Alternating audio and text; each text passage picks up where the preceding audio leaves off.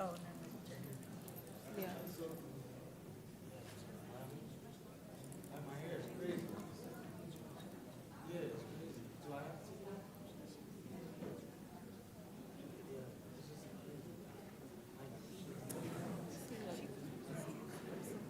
Her?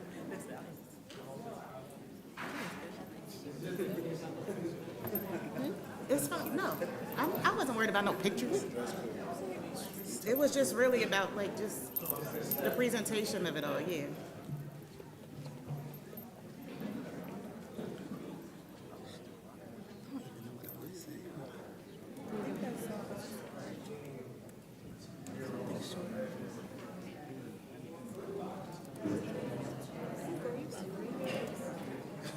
When I tell you I be stressing, y'all don't be believing me, bro.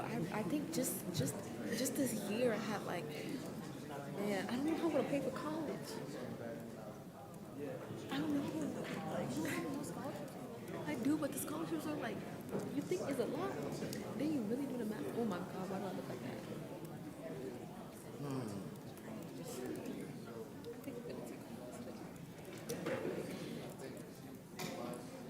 I look like a dude.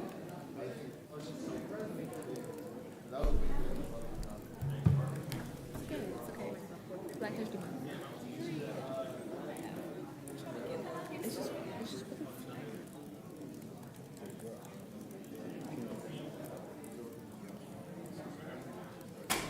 I don't like how delayed it is. Okay, it's I can't. I'm good. You can't really see it like that. What was I saying? Yeah. I don't know how I'm gonna pay for college. Scholarship for nothing. Like it's not when you like when you do the math, bro, you gotta pay for tuition, right? Room and board, right? Food, books, and then like Rutgers. I got into Rutgers, right?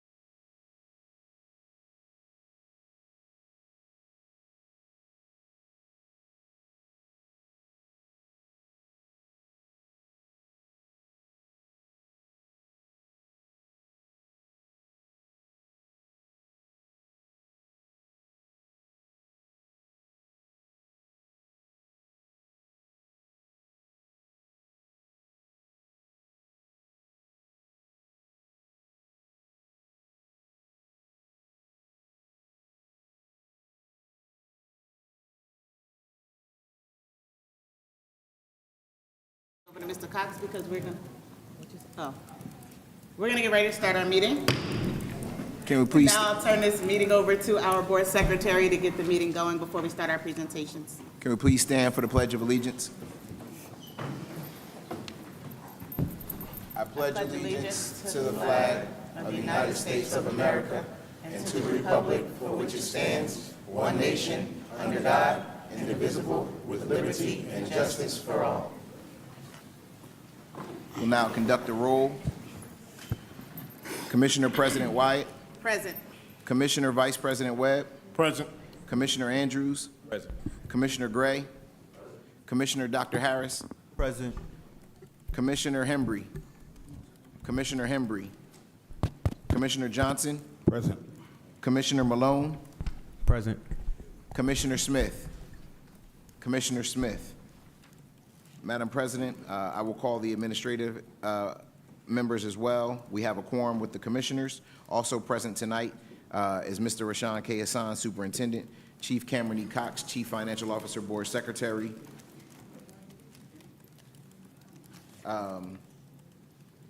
Dr. Jean Gordon, Chief of Instruction and Programs, Chief Carletta Jones, Chief of Human Resources, Chief Chris Payne, Chief Information Technology, Chief Vashawn L. Hill, Chief of Marketing and Communication, Dr. Danielle. Recording in progress.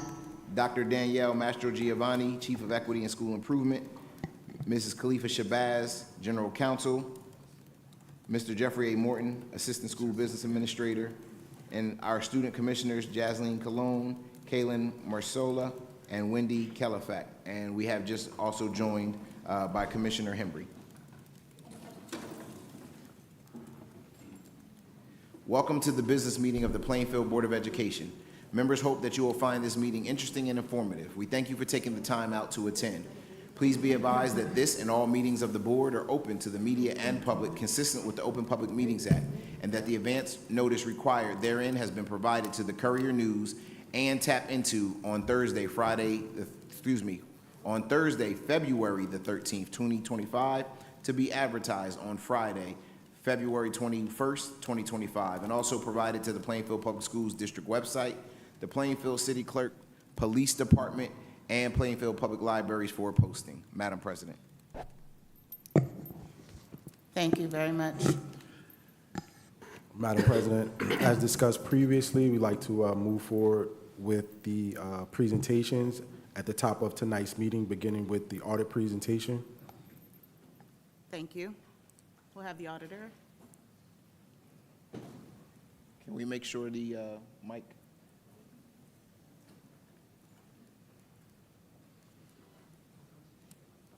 Button on the side.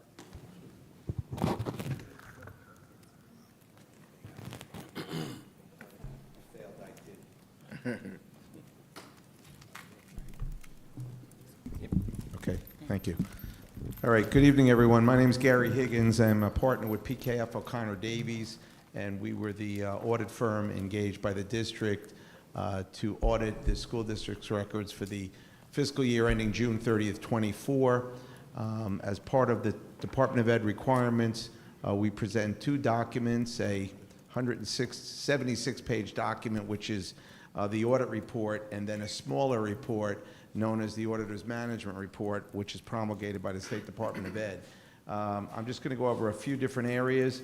With regard to the large audit report, the most interesting thing that anyone should know in there is the Independent Auditor's Report, and I'm pleased to report that the financial statements received an unmodified opinion, which basically means that the financial statements as presented are in accordance with accounting principles generally accepted in the United States of America. So that's the highest attestation you can receive with regard to an audit report in the United States. I'll go over a few items in the AMR report, which are more significant. First, I'd like to report that last year's recommendations have all been corrected. There are no repeats. So the corrective action plan that was approved last year was fully implemented by your district administration. Secondly, to note that this year there are no significant deficiencies or material weaknesses reported with respect to internal controls or compliance issues. We have 4 recommendations, and they're considered general comments. They don't rise to the level of a significant area that has to be addressed. So those I will go over in the report up here, which is the Auditor's Management Report, if anybody's following along. I'm going to skip around and just go to the comments. The other items I don't touch on, meaning that you're fully compliant with the respective statute. On page 2, I think it's page number 2, yeah. Okay, that's our first finding, 2401. There's a specific statute which sets the amount of the surety bond on the Business Administrator Board Secretary position. The current bond was at $180,000 of coverage, and that was below the amount that's actually required based upon the statutory calculation. So the recommendation is that the surety bond coverage be increased up to the minimum required under the statute under 18A 17-26 and 1732, and I believe that's already been accomplished. So that's one of the 4 recommendations, and Mr. Cox made a phone call to the respective insurance people, and that item has been corrected. The second item is on page 4, and here we list 2 items. The first one is finding 2402, where 3 general fund line items were overexpended. We didn't feel this warranted a recommendation because the total of the 3 were $37,000. It was immaterial compared to the district's overall budget, which was almost $310 million during our audit period. So we have to make note of it, but it was unintentional in our mind and immaterial, so we pass on a recommendation. With respect to 2403 on the same page, this is a combination area where certain funds are required to be approved by the executive county superintendent if they exceed 10%, and in one area the approval was not received. And then secondly, there was one other approval received for a transfer, but the amount that was approved was actually different than the transfer made by the district. But keep in mind, all in all, there was sufficient funds within the budget to cover these differences, so there was really no impact to the bottom line, and the expenditures that were made for the appropriate purpose of the district needs. So that's what happens there on that page. The next page, if we could go to, would be number 5. Here, under 24004, we found some clerical errors with regards to the reporting of the qualified costs for extraordinary aid. Extraordinary aid has to do with money that a district is basically reimbursed for amounts for special needs in certain areas, and there were some clerical errors. They didn't rise to a level of being significant, but the recommendation is better care be taken with regards to the preparation of the report to obviously avoid a substantial error or difference in the reporting. And then finally, we have one more recommendation on page 8. Annually, you, or as a district and every other district in the state of New Jersey, have to file what they call an application for state school aid, which basically sets forth the various students in all categories and grades as of the date of October 13th in this case. And we had some differences, once again, not significant, between the work papers provided for audit and the actual report that was submitted to Trenton. So the most recent one was done, and I know the district has followed up to ensure that that doesn't occur again. So with respect to the 4 really recommendations, like I said earlier, they're general comments, and I know the finance office has been working diligently to correct them and hopefully not have any repeats in the current fiscal year. The final item I'll go over is the year-end surplus on page 14. And keep in mind what I said earlier, your district budget was approximately $310 million last year. And the way the books closed out, if you could go, yeah, on the top there. So, right there, up there, yeah. All right, so the year-end surplus for the district was $58,749,892. What you have to carve out of that the $11,311,000 were purchase orders that had been already proposed and approved by the district, but the goods or services had not been received. So out of that money, we have to basically carve that amount and set it aside for those bills when they come in and are paid. The next item is $32 million, and that's detailed below. I'll go over it in a minute. And in your current 24-25 budget, $4.7 million was put in basically to balance the budget. And after you take all those numbers out, you have unassigned fund balance of $10.6 million. If we could just scroll down a little bit, this is the breakdown of the $32 million. Basically, unlike a municipality in New Jersey where they can pass capital ordinances to buy a fire truck, build a building, buy equipment, you don't really have that ability. You only can go to a referendum. So you're allowed to keep what they call a capital reserve account, and the year-end balance is $27,240,000. And then you can also keep another reserve for maintenance in the future, and that has $4 million in it. And if anybody recalls, in June, you direct money to certain reserves, and you had directed another $1 million into the maintenance reserve. You started with $3 million, so you ended up with $4 million, and the balance, everything else went into the capital reserve, and that's at the $27 million mark. And then finally, employee deductions that are withheld for unemployment, that gets segregated for future unemployment claims, and that's $824,000 approximately. So that's where the district stands at year end. You meet the requirements of the 2% minimum on the unassigned surplus, and then obviously you've filled, as we call them, different buckets for purposes in the future on an as-needed basis. But overall, that's my comments. I'd be more than happy to answer any questions. I'd be happy to go over the other 175 pages in the audit report. I have nothing to do this evening, so I'll leave it at that. Does anyone have any questions? Actually, I would like you to go over just about 100 pages, not 175. Sure. If you would say. That's it, whatever your pleasure. I'm free Thank till- you I'm for free that. till midnight. Thank you for that presentation. Do we have any questions from members of the board? Go ahead, Commissioner Gray. A surety bond? Yes. Yeah, basically. What's that? How do you pronounce it again? Surety, S-U-R-E-T-Y. Basically, it's an insurance policy on the individual that if they misappropriate funds, if they wrote a check to themselves and went and cashed it and took the money from the district, that the insurance company would cover that through what they call a surety bond. Sometimes there's a blanket officials bond, and you have one of those as part of your blanket policy, but that specific law requires a specific bond just on Mr. Cox's position. Can you explain why, was the increase due to regulation? Well, he was a new BA last year, and basically his bond was just put on, and I think it was the insurance company The didn't, insurance company made a clerical error. they didn't up it to the statutory amount. So at least he had one. So look at it that way. But that's what it is, and that's really the only position in your district. When you get to a municipality, the tax collector needs a separate bond, the municipal court personnel needs a separate bond, and also a utility collector if you have a sewage utility. But then there's a blanket bond on everybody else if there's any misappropriation of funds. So, no problem. Any other questions from any other members of the board?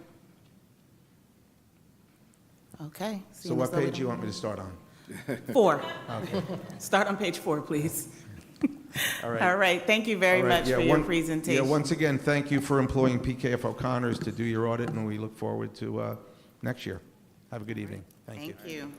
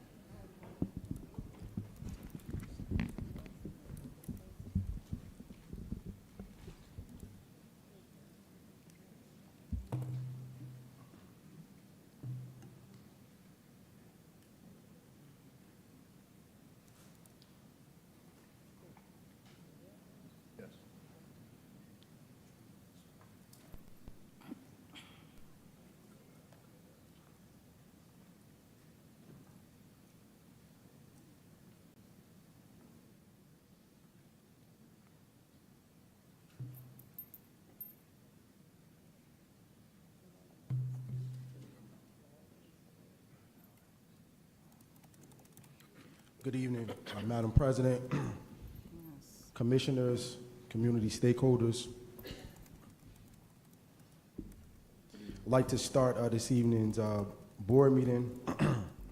First and foremost, I'd like to recognize our team members for the great celebration that we had culturally as we recognized and celebrated Black History Month here in the district. We had undoubtedly one of the best Black History Month cultural events that I've seen since I've been here in the district. I was well attended, and then we had great performances from students from our elementary schools, ranging all the way up to our high schools. And just wanted to take a moment to recognize the team members who serve on that committee, and for everyone who thought it was not robbery to help ensure that the voices of our African American students were uplifted, as we do the same for all of our other students during their respective cultural months and activities and celebrations that we bring forth for them.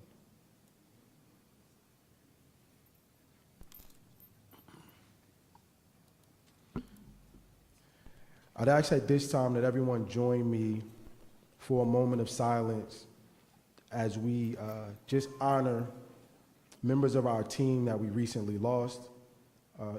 One being Miss Amanda Chernak, who served as a health and physical education teacher, and the second being the great Albert Steele Mills, served as a former safety and security officer, amongst many other roles that he held here in the community of Plainfield, and impacting the lives of so many men and women.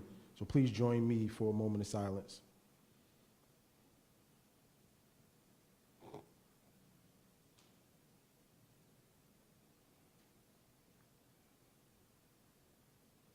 Thank you.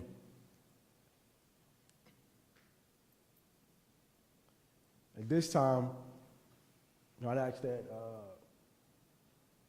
we celebrate and cheer on the members of our boys varsity basketball team who are officially the Union County Conference champions.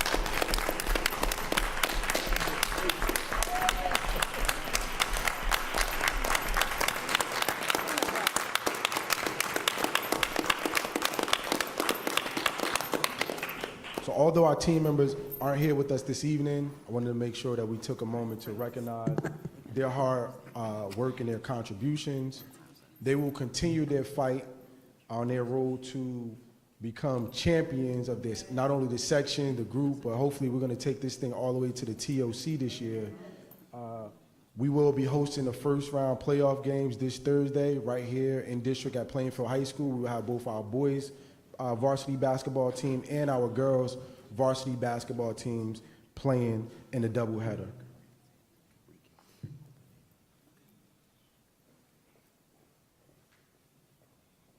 Oh, snap. Right. So at this point of the presentation, I'm going to kick us off to have a conversation about our CTE programs and some of the work that we're doing to further expand access to our programs.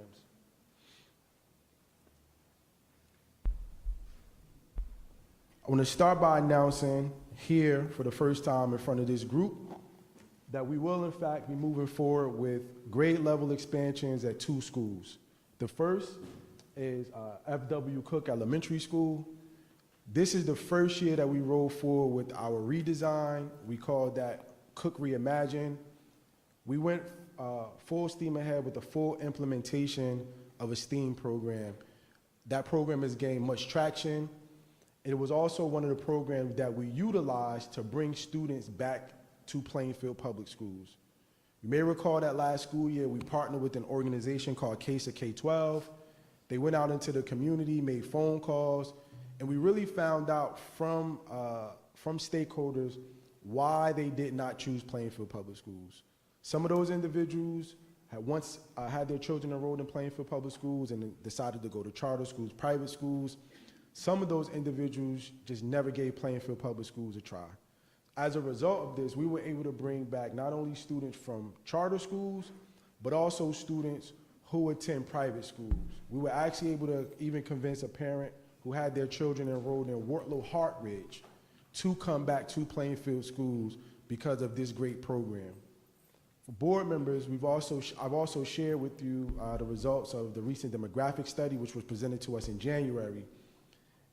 That demographic study highlights the need for us to have an additional school here in our community. It also highlighted a surplus of seats in certain schools, and those two schools primarily being Paz and Frederick W. Cook Elementary School. After surveying parents of the Cook school community, there is overwhelming support to grow the Cook Elementary School so that it can also serve students in that middle school grade range.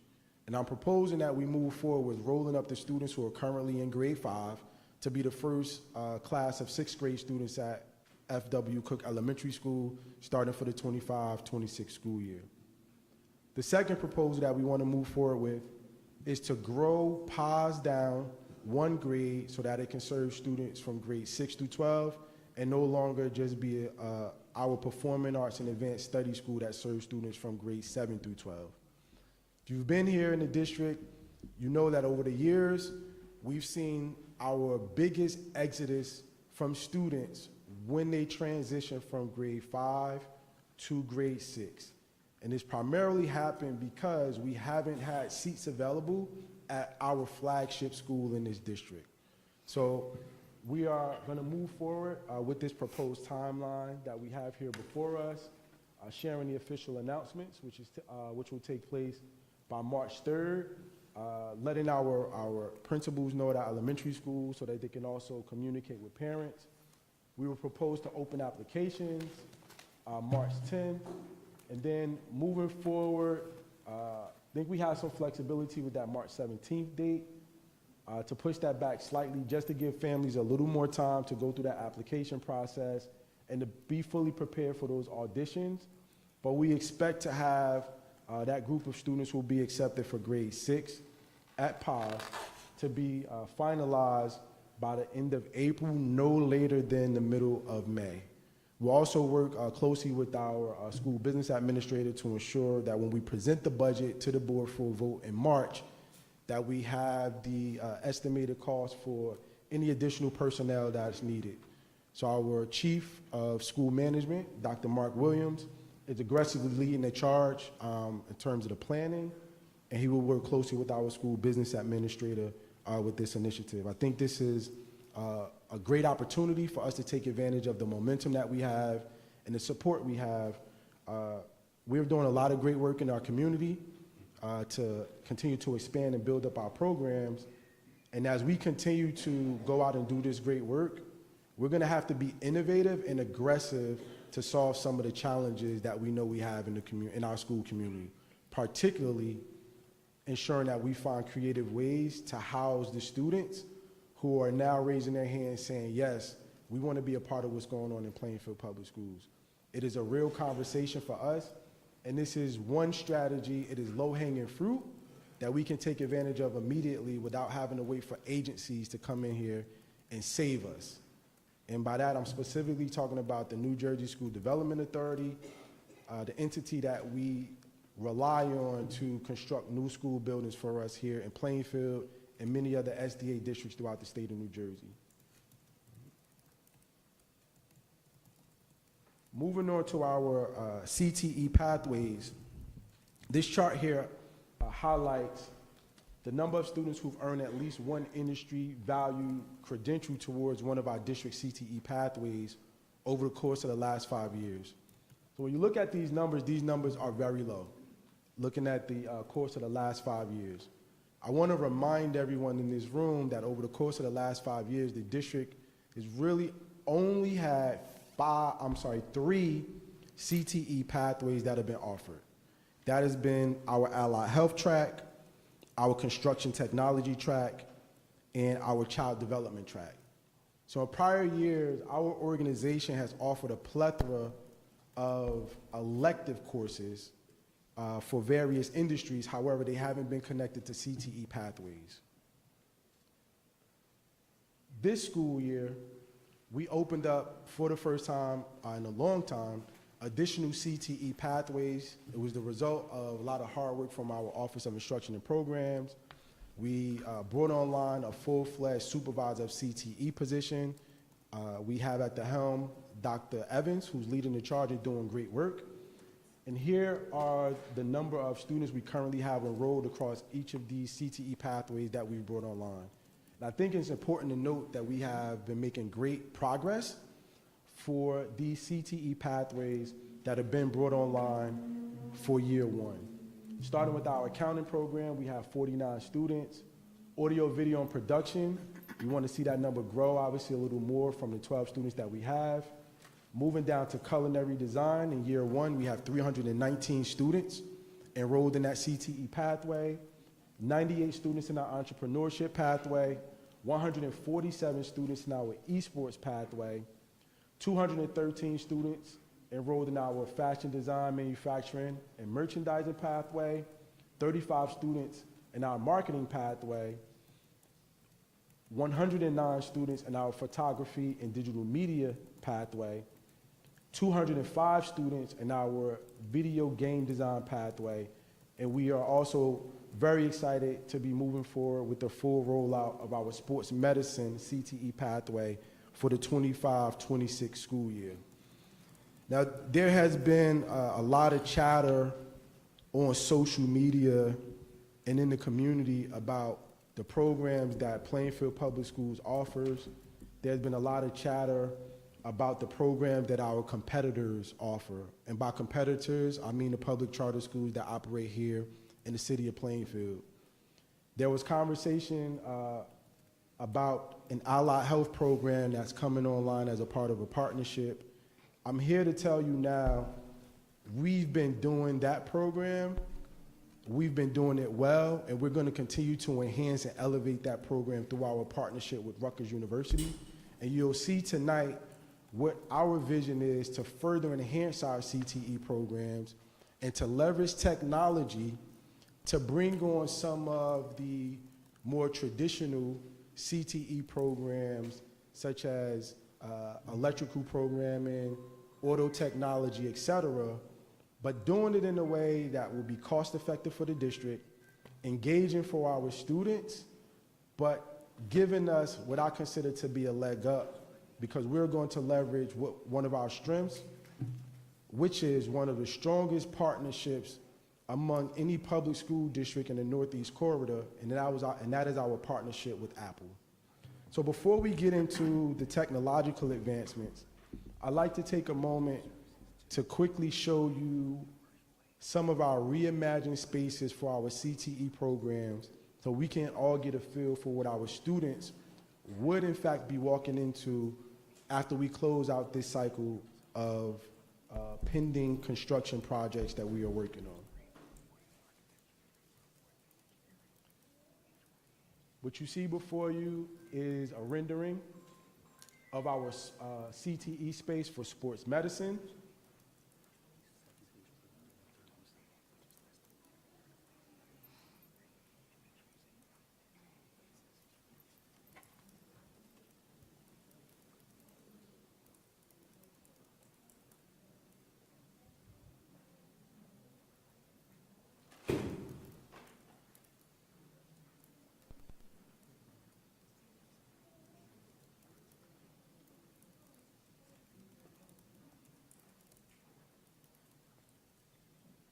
Moving on, this is a rendering and 360 view of the culinary art space for our CTE pathways.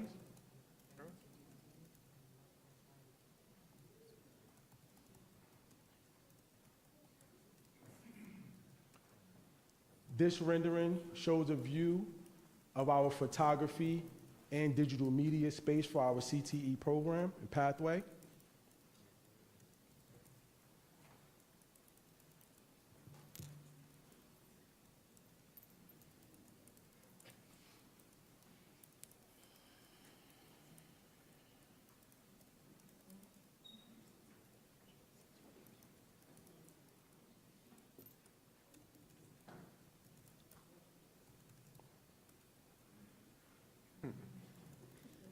And last but not least, our allied health CTE space. And pardon if because of the lighting, it may be a little dark. We also make sure that we provide this presentation to board members if you want to go back to look at these renderings and go through the 360 view. I want to thank our board members for your continued support in making these investments into these spaces. Now, some board members have constantly reminded me of their experiences and what the CTE programs at Plainfield High School really did for them and helped them kind of launch their careers and get into industries that they may not have normally been exposed to.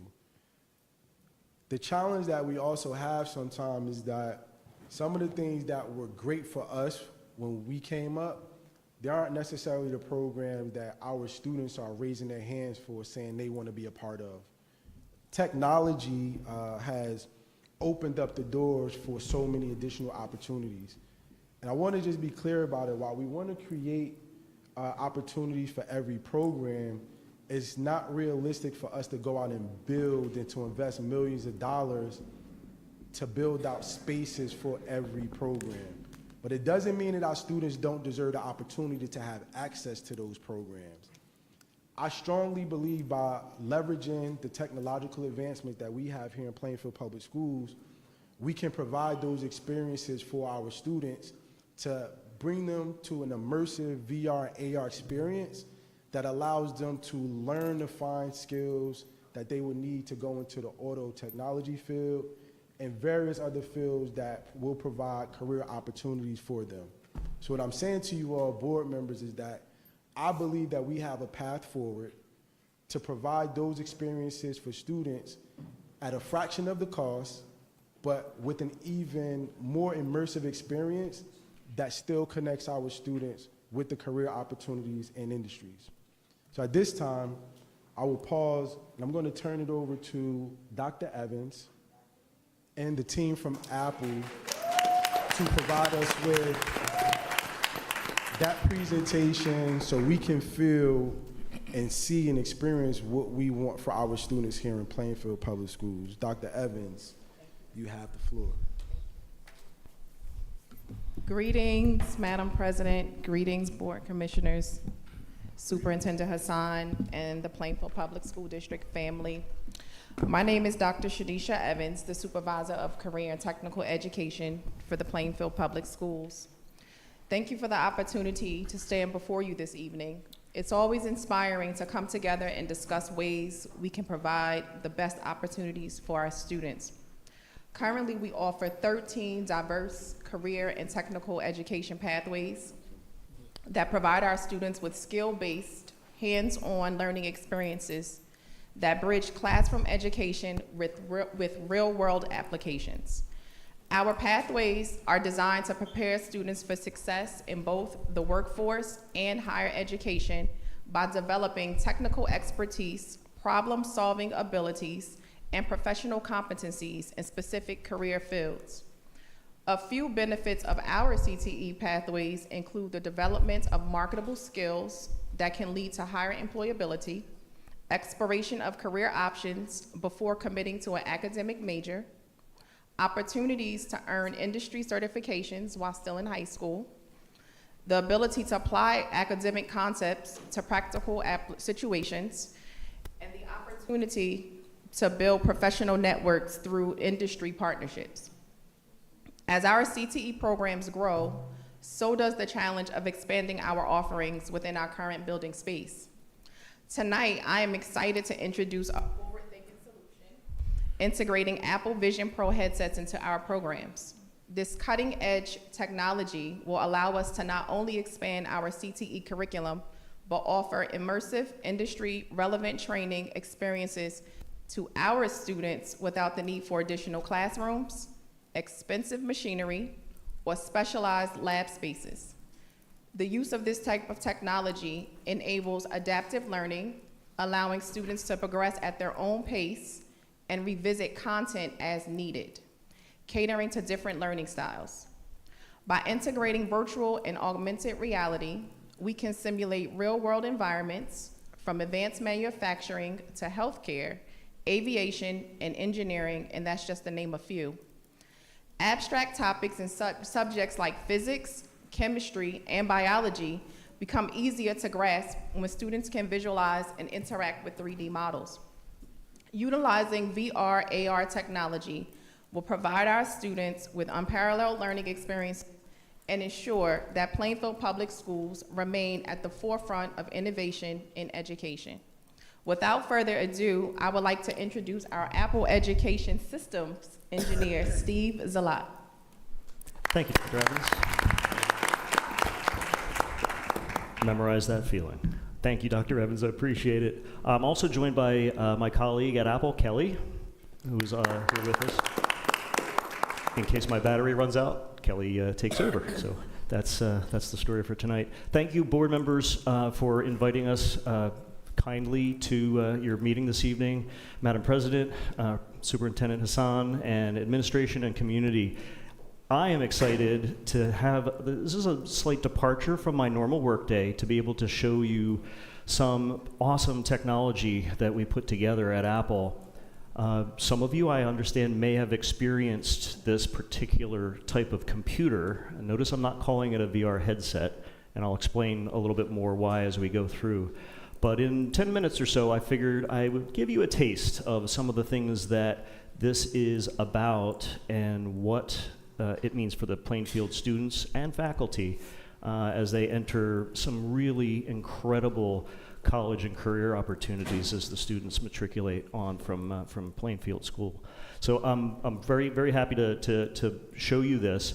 I will give you the caveat as I put this on that the only way to experience this is to try it yourself. Can I get a show of hands of anybody that's experienced an Apple Vision Pro already? So you know what this is like. The best I can do is by mirroring what I see on my Apple Vision Pro to these screens. So it may look a little odd as I get this set up, but you'll see soon what I mean by that. So I'm gonna get this back on. I did set this up a little bit earlier, so it should take a short amount of time for me to get things set, which is good. Steve, we're gonna dim the lights a little bit. Yeah, Wanna please talk do. about why we have That's to do fine. that. I promise I won't trip. I can actually see all of you plain and clear right now. Some of you that have experienced this before probably noticed that you can see my eyes as I engage with you.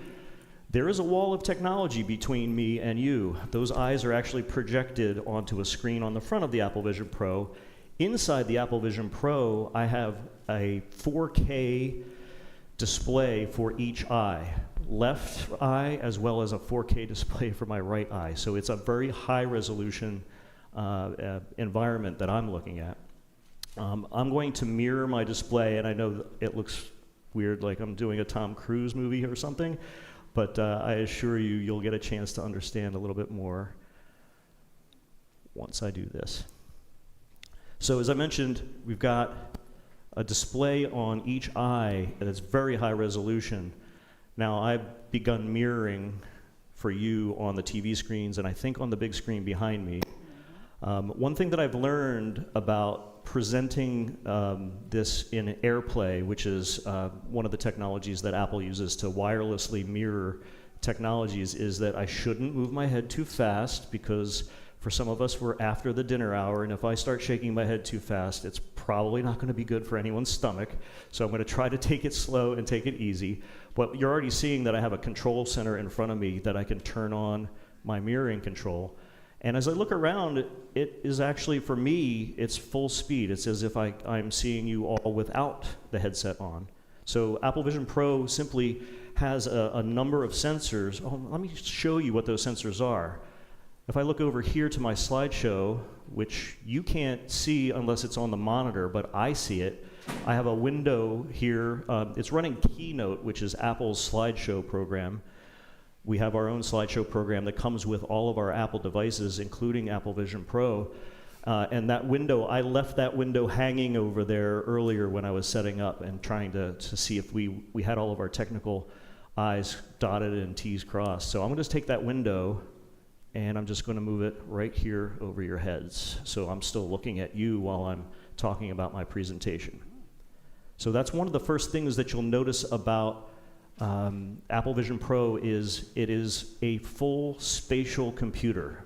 There is a set of technologies in here. In fact, let me run that slide for you so you can see. I'll just advance the slide by tapping my fingers. Inside is an Apple M2 Apple Silicon processor and an Apple R1 processor for all the visual speed that we need. A host of cameras, infrared sensors, downward-facing cameras to complete the experience. We call this a spatial computer because it's not your average VR or AR headset. It is much, much more. In fact, it's a fully operational Apple Silicon-based computer like MacBooks, like iPads, like iPhones.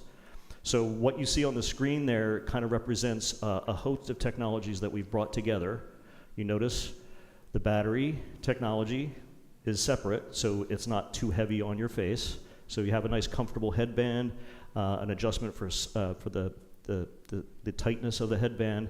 There are also speakers too, which you don't see on the slide, but there are subtle speakers on the sides that give you spatial audio. So if you're playing a video in one window and you turn your head, the audio stays where that video is.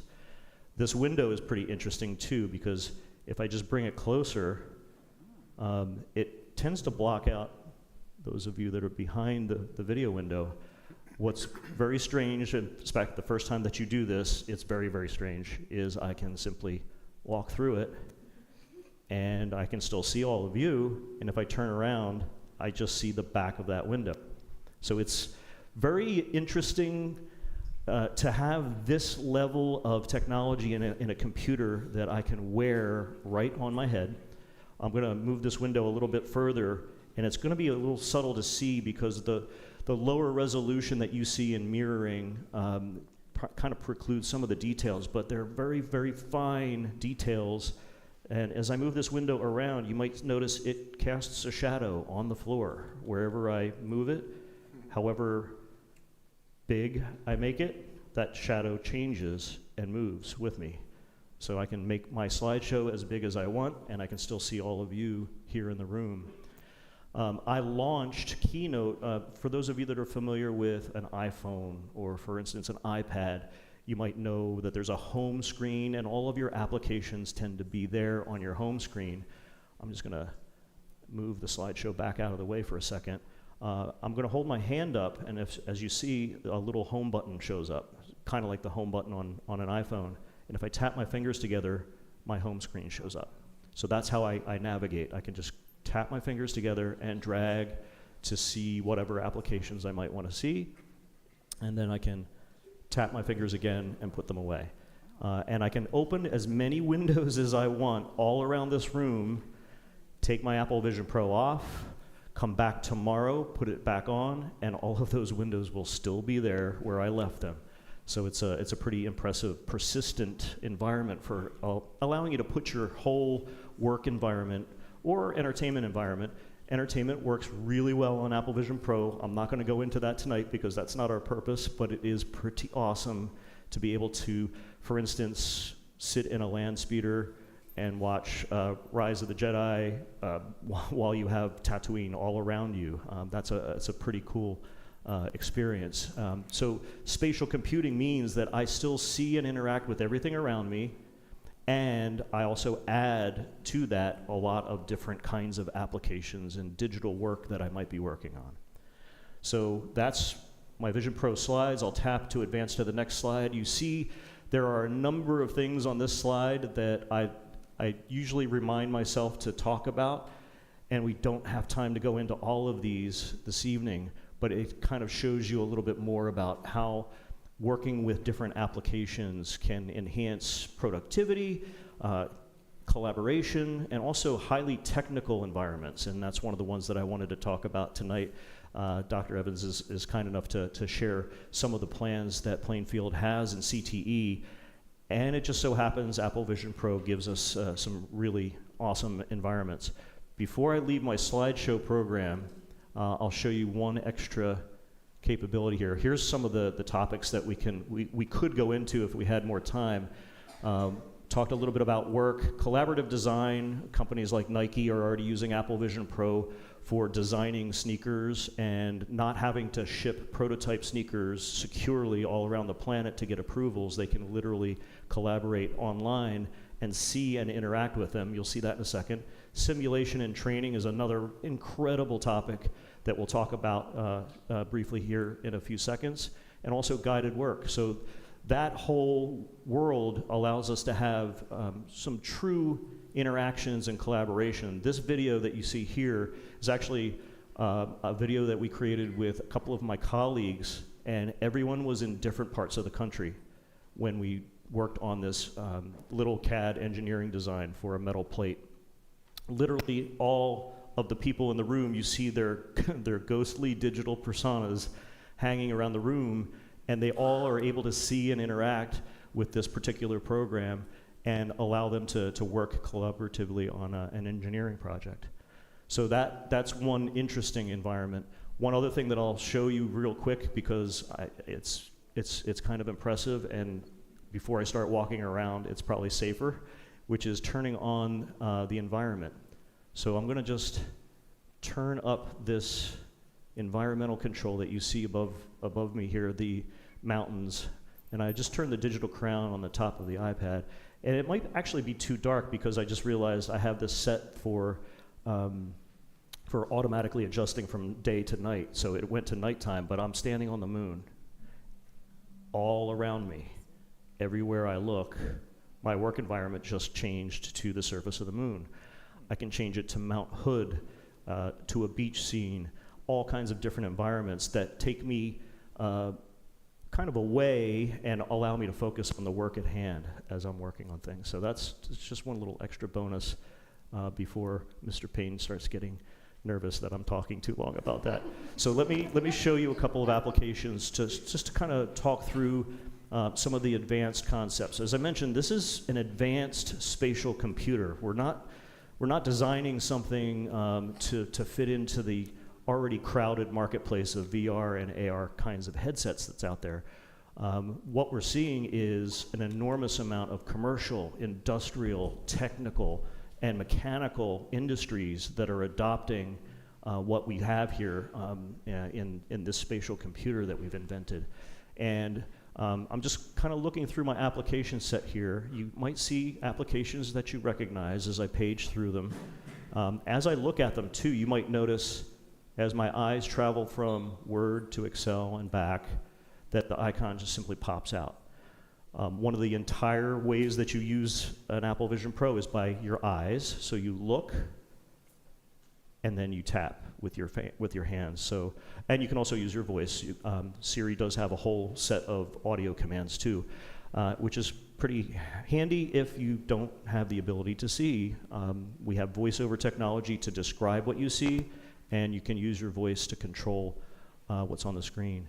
So I'm going to move quickly to a couple applications to kind of whet your appetite. This one is an interesting one. It's called JigSpace. In fact, sorry about the fast movement there. I forgot to power up my iPad. But what we can do here is also use this same application on an iPad too, but the version that works on Apple Vision Pro, I think, is a bit more impressive. Let's take a look at a jet engine real quick. Okay, and it's loading that up. And what you see there is it wants a flat place for me to place this jet engine that I can take a look at. So I'm just gonna look right there in the middle of the floor and tap my fingers. So that was pretty quick and easy. I can pick up pieces and move them around. Let's see if I can make this a little bit easier to see. So one of the first things, I'm gonna just shrink this down a little bit and move forward so we can see what's going on inside. There we go. In fact, we don't have to shrink it down. As you can see on the screen, I can walk all around this jet engine, put my hand right through it, so it's not really there, but it's there and also in technical detail too, as described by the application. JigSpace can take student design CAD drawings, for instance, and turn them into these 3D models, and I can literally put my head inside the engine and see the different parts that are going on inside, which is really cool and totally safe, which you probably wouldn't want to do on a running jet engine. So let me close that one. And I'll bring up another favorite, which is wheel alignment. So in Autoshop, if we wanted to take a look at, for instance, doing wheel alignment, I can take the instructions and move them over here and bring them closer if I want to be able to see them better. Now I've got a full, four-wheel drive chassis here that I can shrink down or make big. Not obtrusive at all, so I can get a chance to really see what's going on, see where the suspension is. I can move through the instructions to say, okay, for a positive toe angle and toe in, referring to when the wheels are pointed in front, and you get some guidance there. An instructor or student can annotate and literally just draw, indicate, talk about, record even if they want, so they can repeat this lesson over and over again later on. I'm going to turn off annotations so we don't have too much stuff on the screen. All right. Then we'll move on. Wheel alignment procedure for toe out or toe angle. You can see what that's like. And then how we can do the wheel alignment procedure so we get proper turning radiuses. You see the turning angle, and it's all something that students that are wearing this can gather around, an instructor can gather around, and we can do it right here in the cafeteria as opposed to doing it somewhere else where we might not be able to get this set of mechanics into the classroom or into the shop. So it's a pretty interesting way of taking technical subjects and making them much more accessible and movable in the curriculum. And I know Superintendent Hassan, you were mentioning the use of multiple spaces is one of those keys, and this really adds to that flair. So I'll show you one more thing in the technical realm. We were taking a look at this program called Resolve a little while ago, and it shows off mechanical engineering and the kinds of things that you might experience if you're a mechanical engineer out in your career. This is an HVAC inspection system for fire sprinklers as well as HVAC units. So I'm going to say show the 3D model, and it right away is telling me, well, look up, that's where you find fire sprinklers and HVAC units. So if I look up, there they are. And if I click on one, fire sprinkler, where's my HVAC unit? Boom, there it is. And even the little info windows follow me as I'm looking around and inspecting the various components. So there's another example of commercial and industry and technical and the engineering side of things that this kind of spatial computer brings out. Wouldn't be complete unless we do a little bit of medical. I've got a couple applications here, one from the Stryker organization, which I thought they only made gurneys, but as it turns out, they make a ton of different medical equipment. Stryker has this MyMako application that you see here in blue, all descriptions about and take apart diagrams of knee replacements, partial knee replacements, hip replacements, all kinds of really nitty-gritty stuff that goes on when doctors and patients have to talk about their procedures, and it helps with understanding better about how the recovery process goes.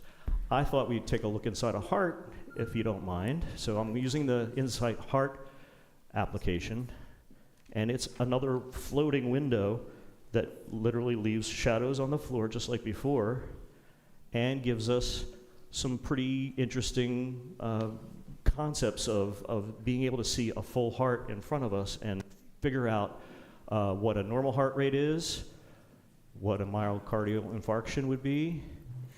Due to a lack of oxygen supply through a blockage in the coronary vessels, cells can be damaged or die if not treated quickly. A myocardial infarction, also known as a heart attack, is the irreversible death of heart muscle tissue. The key to recovery is receiving treatment as quickly as possible and restoring the blood. So I'll stop it there, and I'll move over to atrial fibrillation. Atrial fibrillation. Unlike ventricular fibrillation, atrial fibrillation is not directly life-threatening. Approximately 70% of AF attacks are not even known. I'll stop it at that point so we can save some time, but I wanted to make sure that you got a chance to see some of the inside parts of inside heart. So I can put my head right in there and look at arteries, at components of the heart, or I can simply ask for different views, and I can do a cutaway of the heart and actually see blood cells flowing in and out of the heart. I can bring this down so I can see things from the top. That's a lot easier to understand, and I can turn off certain things so I can see even deeper what's happening with blood cells as they flow through, and it keeps a running heartbeat so you know what a 90-minute beats per minute heart looks like, as well as the cells that are traveling in there. We won't do heart failure. We're not there today. We'll do that at another time if we need to. There's a short example of some of the healthcare applications. There is some enormous amounts of activity going on in the developer community too, in healthcare as well as in all the technical and engineering arts that I mentioned, that really help us figure out what kind of computing like this would afford anyone going into college and career, as well as students that are coming out of high school specifically, and working on trades, as well as technical and engineering skills. Really wonderful approaches to a new style of computing. I'll give this real quick quote here. Apple Vision Pro's been out for about a year now. This quote from my big boss, Tim Cook at Apple: "Built upon decades of Apple innovation, Vision Pro is years ahead, and unlike anything created before, with a revolutionary new input system and thousands of groundbreaking innovations, it unlocks incredible experiences for our users and exciting new opportunities for our developers." That gives you a good sense as to what the direction is when Apple creates a bit of technology like this. As I mentioned earlier, the only way to truly experience this, and those of you that have already gone through an experience in an Apple store can attest to the fact that putting one of these on for 30 minutes and getting a chance to run with some of these applications and some of the others that we can help you understand and see and hear and experience will really help you prove that point. And we're just very glad that we can bring this to you this evening, and appreciate your kind invitation, and we'll take some questions. Oh, okay. Thanks.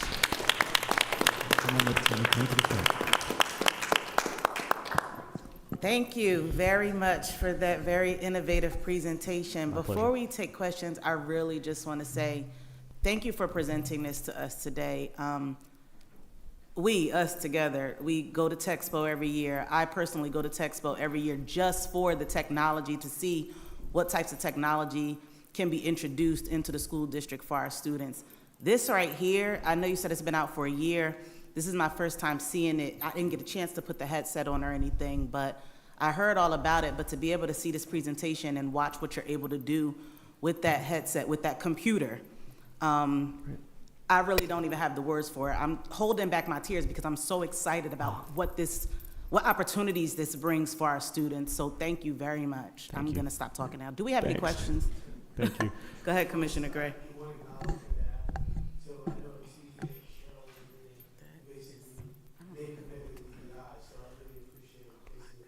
Thank you. Thank you. Appreciate that a great deal. Any other questions or comments from commissioners? But I'm glad to see this technology is coming to the district. I think I've spoken about it before. You know, sometimes in our community, students don't necessarily have a chance to play, have hands, get touches on this. And so I think it's just vitally important that when that happens, school districts provide those opportunities. And I'm looking forward to the opportunity for our students. The faces I looked at the most throughout it were the three across, and to see your faces lets me know this is the right direction. So I'm glad.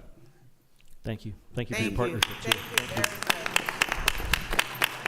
I was just going to add, this technology helps prepare our students for their future and not our past. I believe in that wholeheartedly. Thank you. Thank you. Very nice.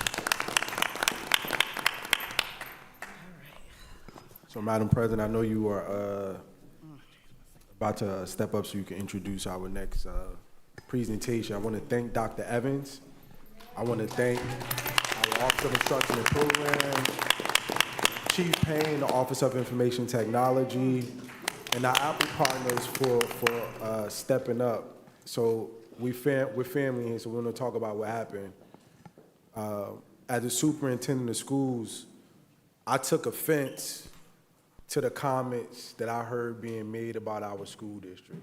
Talk about it, please. I'm here to tell you now, Plainfield Public Schools, we are progressive, we are innovative. Welcome to Plainfield, baby.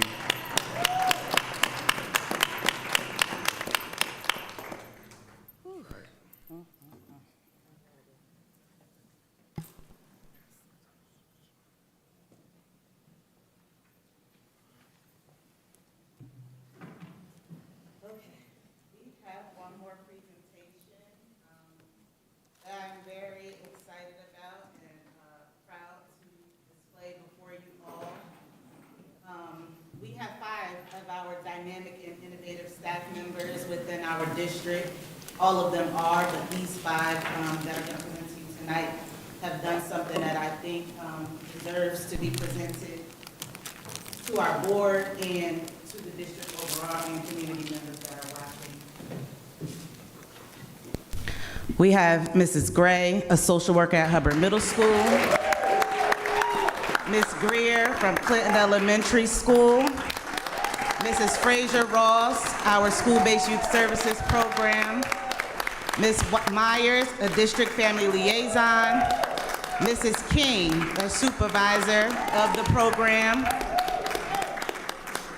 But what's even better than having these 5 is that we have Malia Gray, Zariah Islam, and Erison Corona, who are with them this evening to present. These remarkable individuals are here with us this evening to present, along with these 3 students, our It's a Celebration, SEL-abration.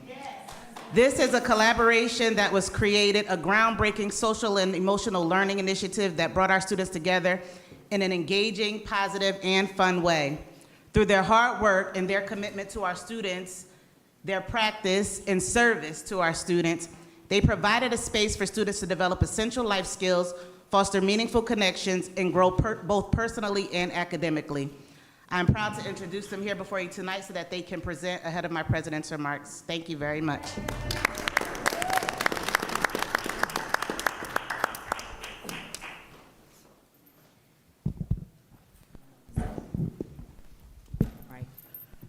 Good evening, Superintendent Hassan, Board President Wyatt, Vice President Mr. Webb, Board Commissioners, and Plainfield community.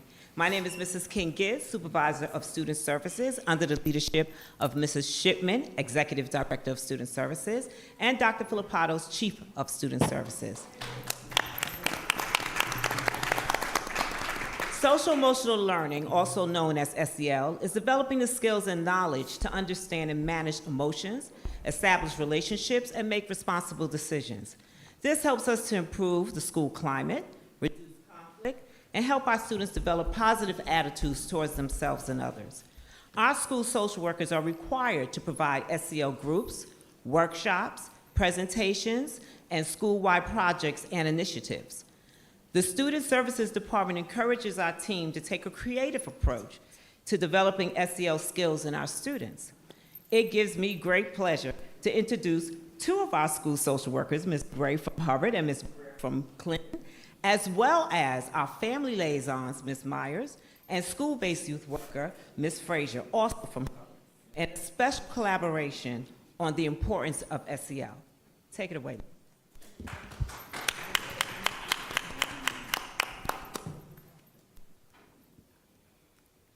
Good evening, everyone. My name is Malia Gray, and I'm 12 years old, and I'm a 7th grade student at Hubbard Middle School. And I'm very excited to be here tonight to present to you the SEL-abration and the happiness it brought to not only me and my peers, but also the students at Clinton School.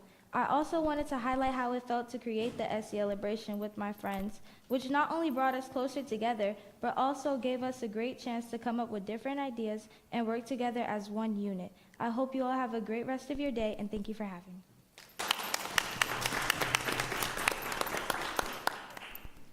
Hi, my name is Erison Corona, and I'm here this evening to highlight the day Clayton came to Hubbard Middle School. I want to highlight that day because I was being celebrated and the kids got to be celebrated as well. Also, everyone and I built everything for Clinton that day while working together, which is why I am grateful for being able to be here today with you guys. Thank you.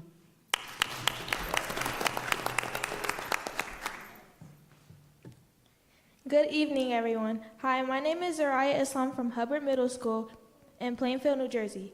We want to thank you for giving us this platform to be able to share the SEL celebration.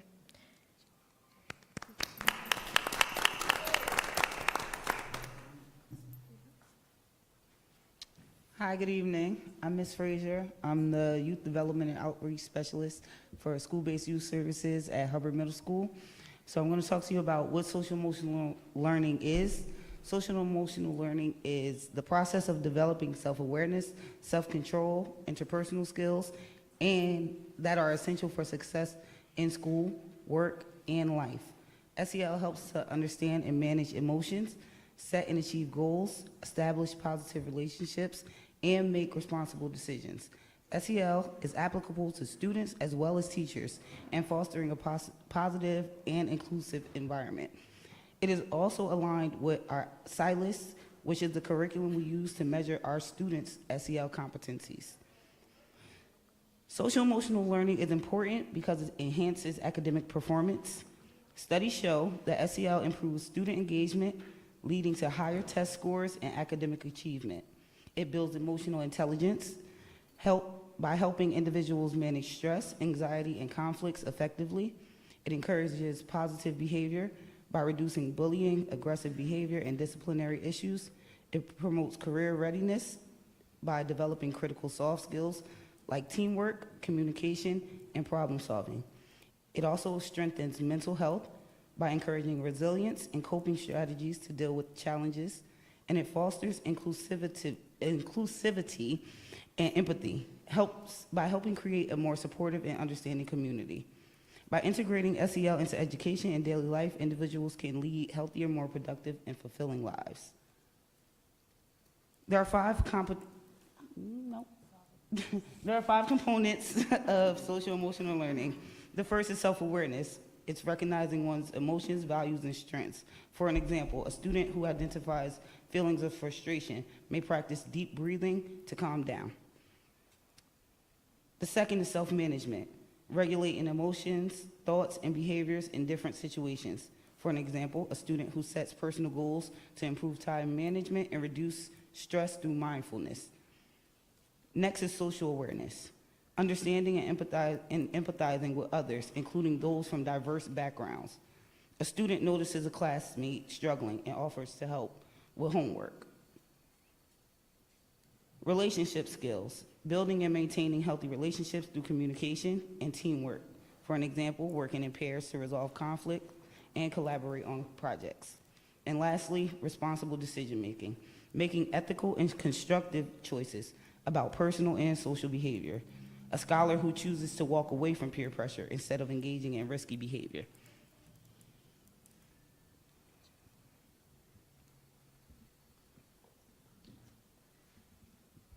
Good evening. I am Onisha Greer, the social worker for Clinton Elementary School.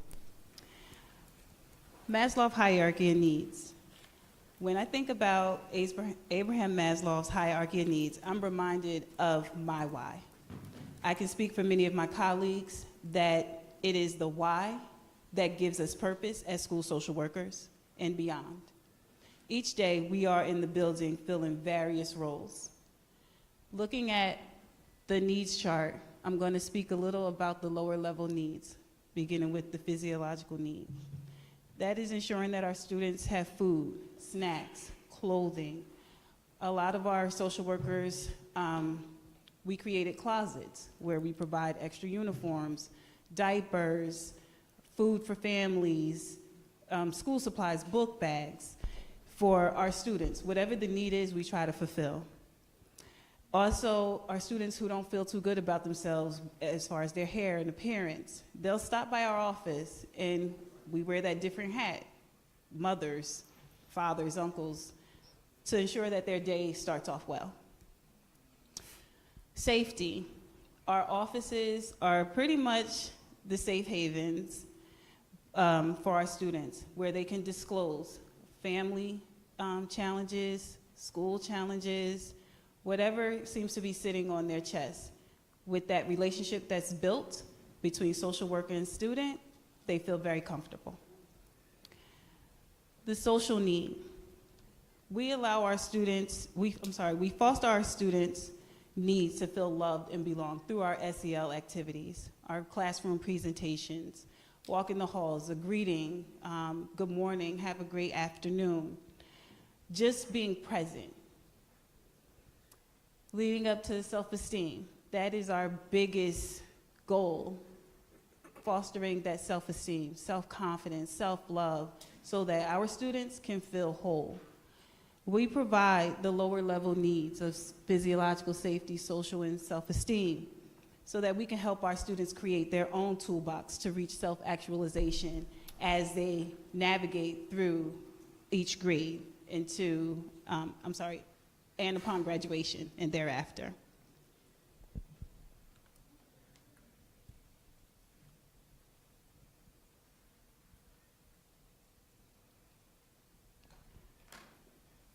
So what is SCelebration? Celebration was a collaborative idea between Hubbard Middle School social worker, school-based youth services worker, and myself to bring students at the primary level and secondary level together to be recognized for displaying and demonstrating social emotional learning, the foundational competencies, and developmental growth.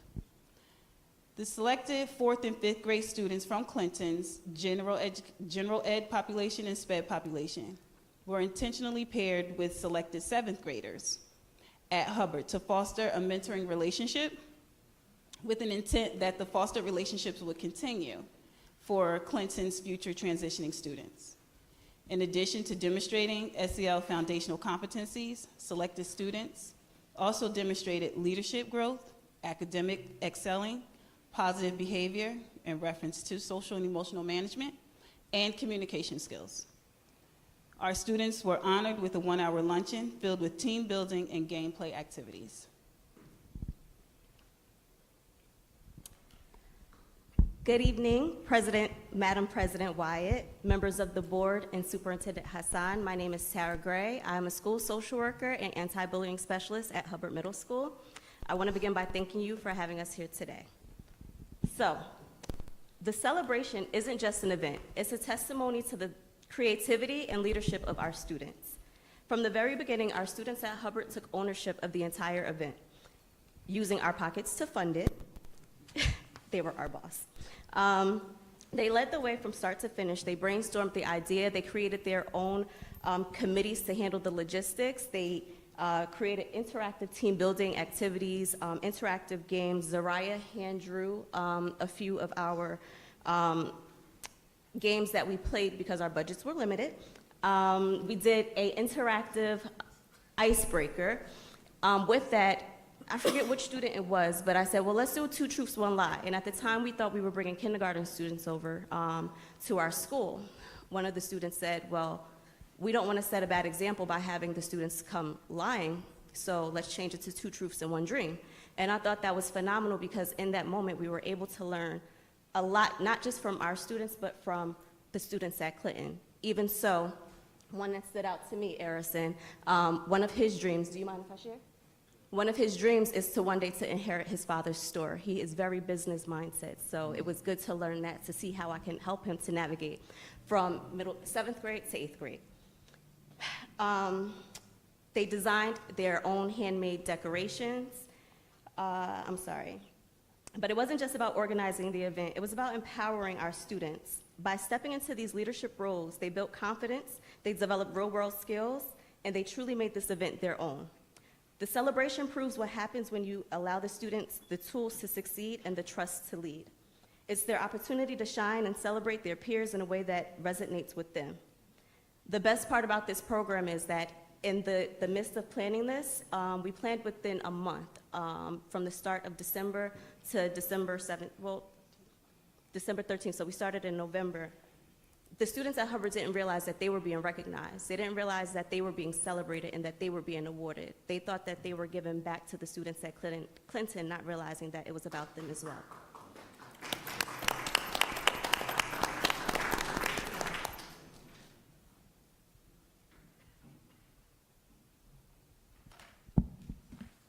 So, how celebration aligns with district goals. Student-centered achievement encourages growth in essential life skills that promote self-regard. Aligning with strategy goal 1, objective 1.1. When students are praised and recognized by staffs within the building, they are more likely to decrease presenting behaviors, focus on academics, and or become self-motivated to do their best, as well as having an increased sense of self-awareness in regard of how they are perceived, to minimize negative and or reactionary behaviors. Students appear to be receptive to implement and utilize SEL interventions, which promote self-love, worth, confidence, and esteem. Family engagement. Aligning with strategy goal 2, learning objective 2.2. Development and learning strategies and skills are not only applicable to academics. Life skills strategies are taught, learned, executed, and strengthened through family-child relationships. Social workers are the voice and are advocates of Plainfield Public District School students, parents, teachers, and oftentimes building administration. When students are emotionally and behaviorally dysregulated, social workers stand in the gaps to stabilize and problem solve to ensure our students can have a productive school day, reducing anxiety, which increases academic learning. Positive school culture. Social workers in the district utilize personal funds to execute many activities that support mandated district activities to reinforce positive school culture.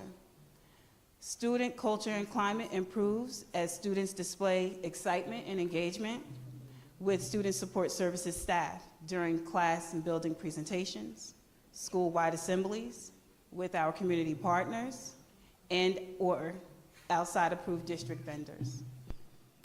In keeping with the fidelity of the overall goal strategy 3, an allocated budget to support a district-wide initiative such as SELebration would allow Plainfield Public School District to host more students as opposed to a few selected students.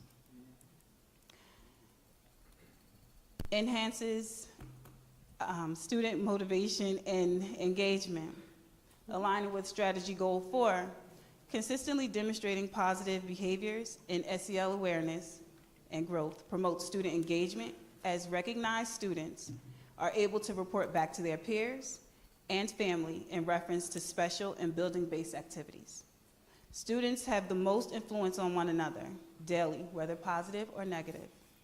All students like to be seen, and SELebration is an effective tool that encourages and motivates the student body to hold one another accountable for their actions within the building.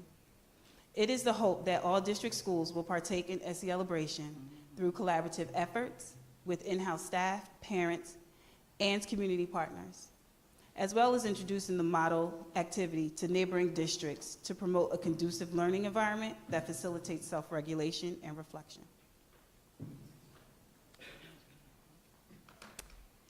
A vision for the future. The celebration is more than a single event. It was the start of a lasting tradition that highlights the power of social emotional learning and student leadership. Our vision for the future is to build a school culture where SEL is woven into every student's journey, helping them to grow into confident, compassionate, and resilient individuals. We hope to expand this initiative to reach more students, schools, and families, creating a district-wide celebration of growth, equity, and excellence. This event shows us when students lead, amazing things happen. So let's continue empowering them to take ownership of their growth and success. Together, we're shaping a community where empathy, collaboration, and achievement are at the heart of everything that we do.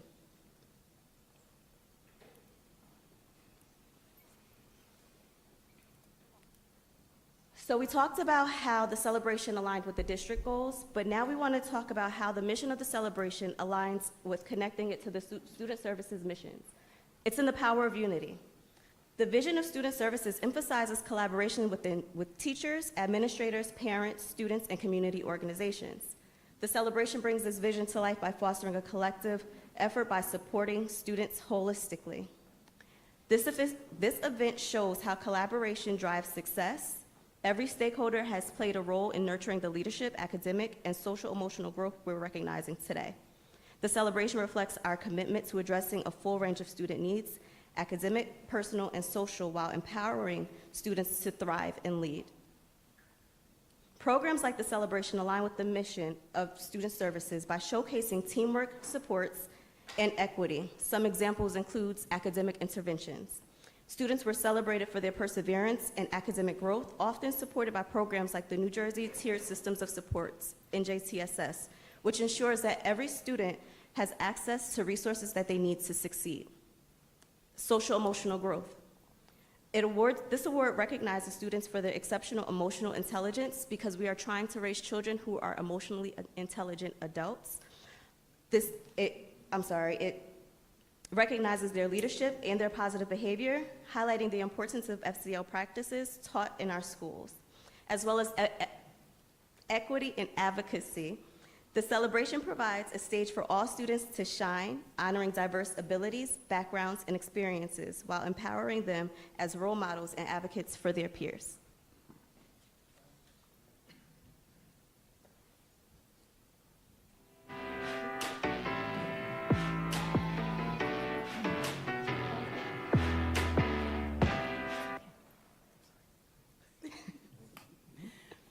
Good evening. My name is Ms. Myers, and I'm the family liaison at Hubbard.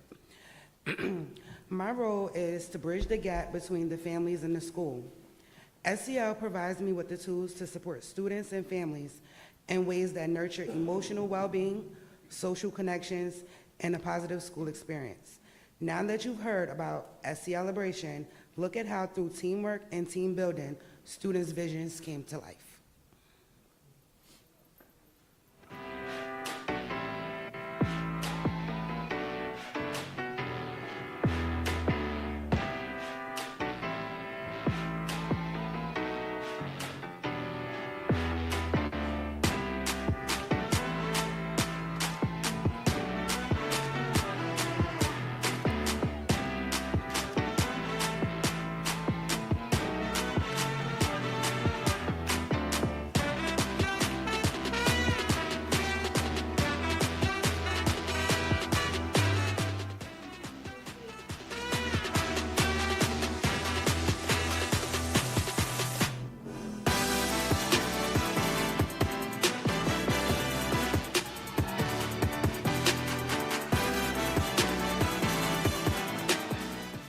Prepare you to be able to succeed academically and for you to understand everything that you've experienced and go out into the real world and do what we need you to do because you are our future and our lives.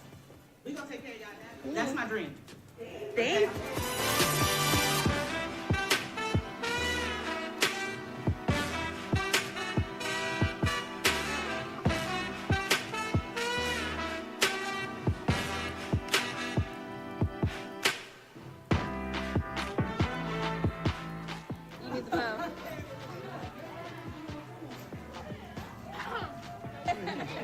Like you can see a little bit.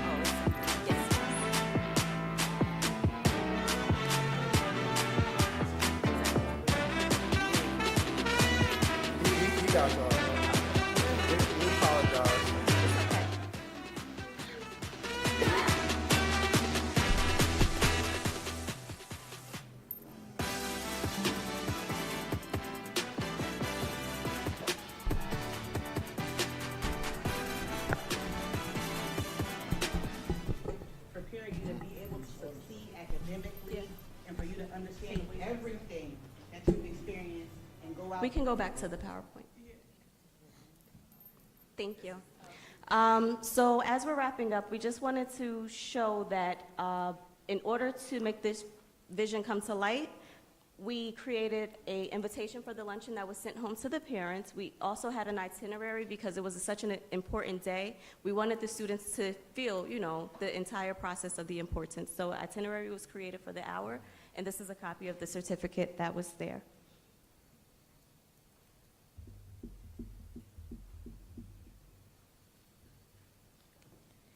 Today, Carolyn, Angie, and Kayla were not able to join us today, but I'll be reading some short quotes that they have written for us today.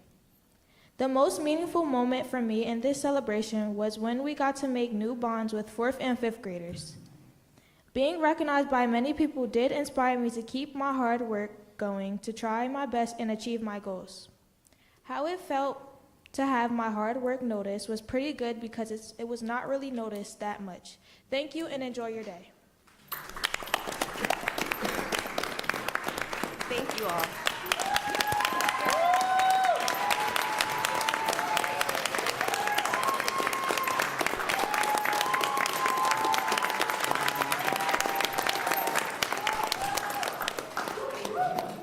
I'd just like to say, if you have any questions, you can ask at this time, but I would like to clarify one point.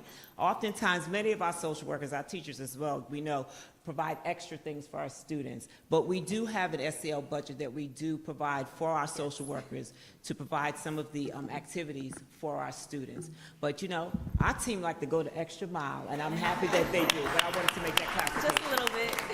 Thank you. So we heard that, we received that. Loud and clear. Listen, but we all need to be going the extra mile, so I want to make sure, Mr. Cox, as you continue to round out our budget development process, I think it's important to make sure that our principals sprinkle a little something extra in their budgets to make sure that we have adequate funding to support such initiatives across every school in our district. You all did amazing work with this presentation, working with our students. They stood before us so confident, right, so strong in their positions, and guess what? Most importantly, you saw how happy they were being recognized, but also preparing to do good work that they thought was in recognition of other people. Yes. Those are the characteristics that we look to see in our students. So great job, great job. Ms. King? Thank you all for your performance. Thank you also to the students especially for being brave enough to stand up here before us at our board meeting and present and read aloud and share your experiences. We are beyond proud of you and your dedication to the well-being and overall success of our students. And we look forward to supporting this initiative district-wide. So again, just to mimic what the superintendent said, please, please, please talk to your building leadership and ensure that they know what your needs are so that he can know what your needs are and so that the board can support you, because we love initiatives like this. And as long as our students are at the forefront, we're happy to help in any way. Thank you. Awesome. Do we have any comments? Any other comments or questions from other members of the board? All right. Thank you guys very much. Oh, Commissioner Andrews? Oh. Nice job. Okay. Thank you. Thank you very much. Oh, you guys want to take a seat?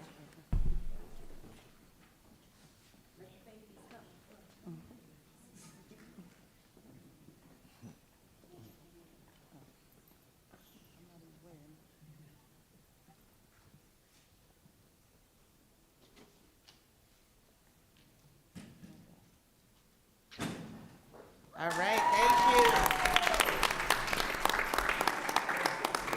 you. Okay, our presentations are done for this evening. I don't need to say good evening again, but I'm about to share my president's remarks for our February business meeting. Yes. May I entertain a motion and a public comment before you present your presentation? After, I mean, you can entertain a motion. I want to present the remarks first, and then we can do that if that's what you want. Okay. All right. So, as always, we do have a highlight video to showcase incredible initiatives, events, and achievements that have happened throughout the district within the past month. Before we get to that, I'm just going to share a few updates of my own. This past weekend, Vice President Webb and I had the privilege of attending the first installment of the NSBA Board Member Academy, a powerful collaboration with Howard University and some very influential members in educational leadership. This experience was both enlightening and inspiring, equipping us with valuable insights on effective governance, strategic problem solving, and fostering strong partnerships between the board and members of the administration. We look forward to bringing this knowledge back to our board and continuing the work of transformation within our district, and we're eager for our next session in April. Additionally, the negotiations committee has officially begun past the contract negotiations, and we are optimistic that we will have a smooth and productive process as we work together to reach an agreement that serves both the educators and ultimately our students. And then I have some athletic highlights to share. As we approach the end of winter sports season, I wanted to take a moment to recognize the outstanding achievements of all of our student athletes within winter sports. I first just want to say that this winter season was a great season for all of our sports, and we are proud of our student athletes. They really showed up and showed out this winter season, so we definitely have something to be proud of. With regard to boys basketball, Mr. Hassan did highlight that they are now Union County champions. However, I wanted to just share a little more insight. They did have a very historic season. They are officially ranked number 3 in the state and hold the title of top-ranked public school in New Jersey.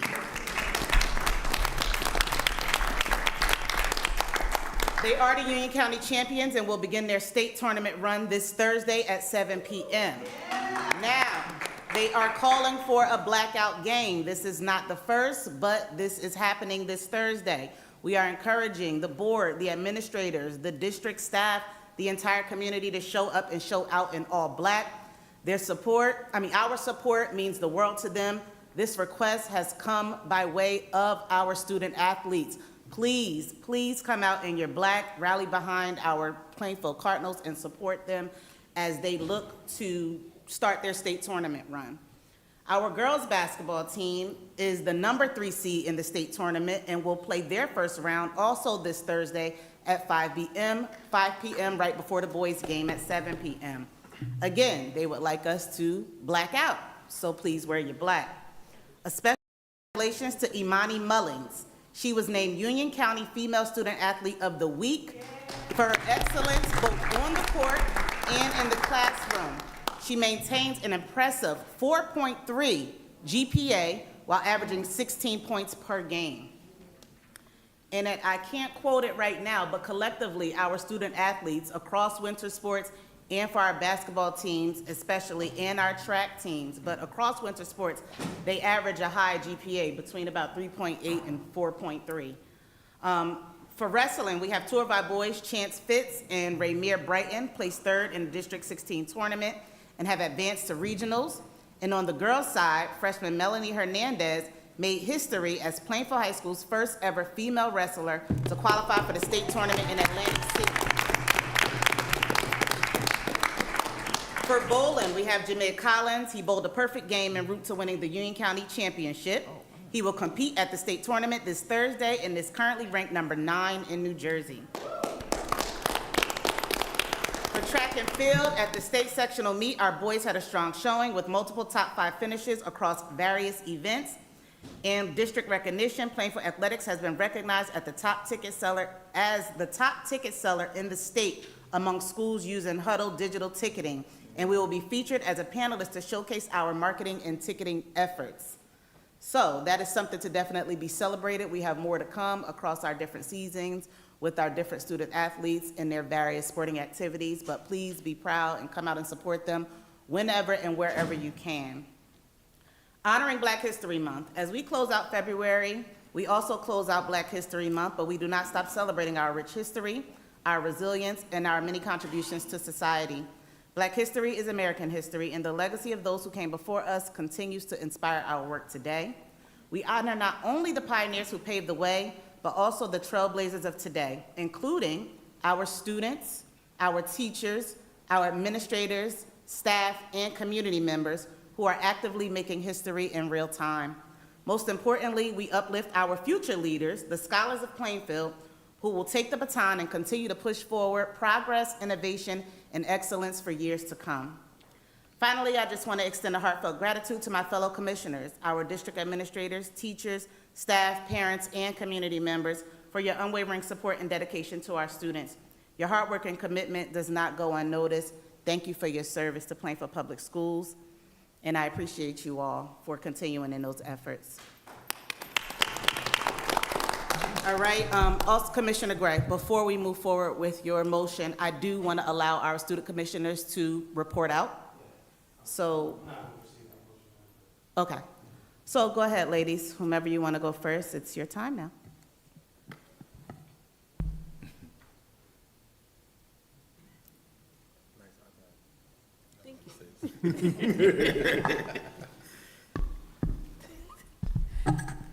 Good evening, everyone.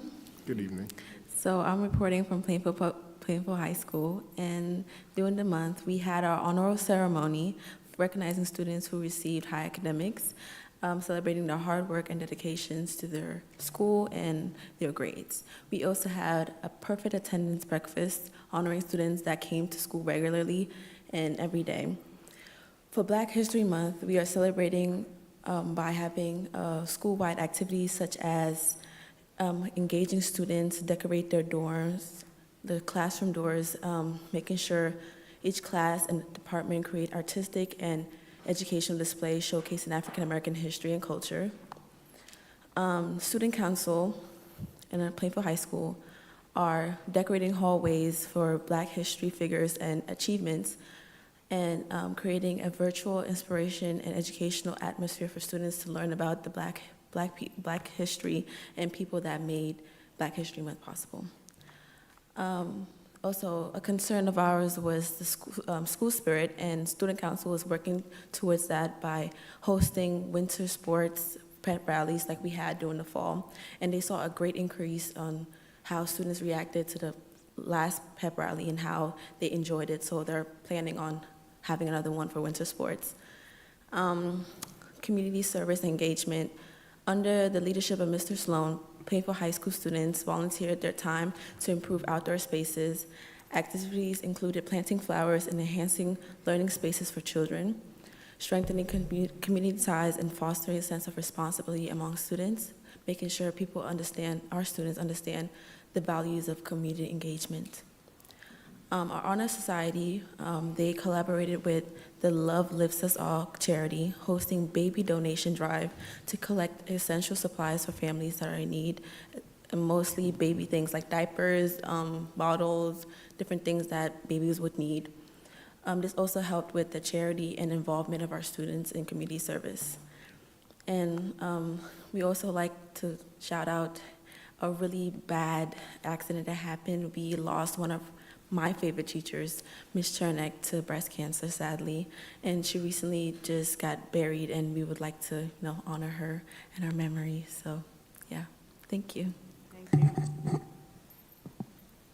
Would you like to do a moment of silence for each teacher, please? Yes, I know we already did, but I wanted to also. Did you want to do it? Yes, Okay. I would Go like ahead. to do that. So, if you can, give her a moment of silence.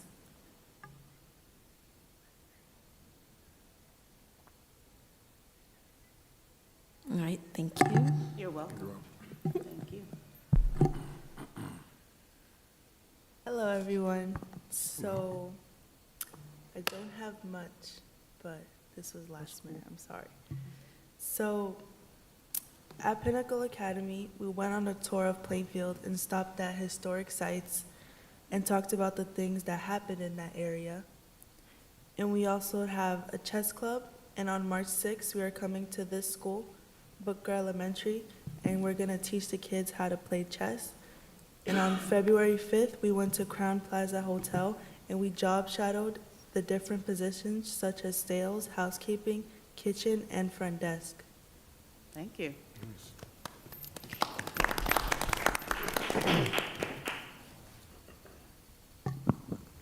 Good evening. Good evening. Good evening. At PAWS, numerous events have happened over this month, including those, we celebrated Black History Month. We had our Black History performance, which was amazing. The dancers, the vocal studio, the theater, everyone just came out and showed out to their best abilities. It was really amazing, probably one of our best shows. We also are in like the middle of our Spirit Week right now. So the first day was, I believe, dress up. Can't remember the first day, but today was represent the HBCU. Of course, my friend forgot to give me her Howard sweater, but it's okay. Just lately, we want to congratulate Melanie Hernandez and Imani Mullings for their athletic achievements.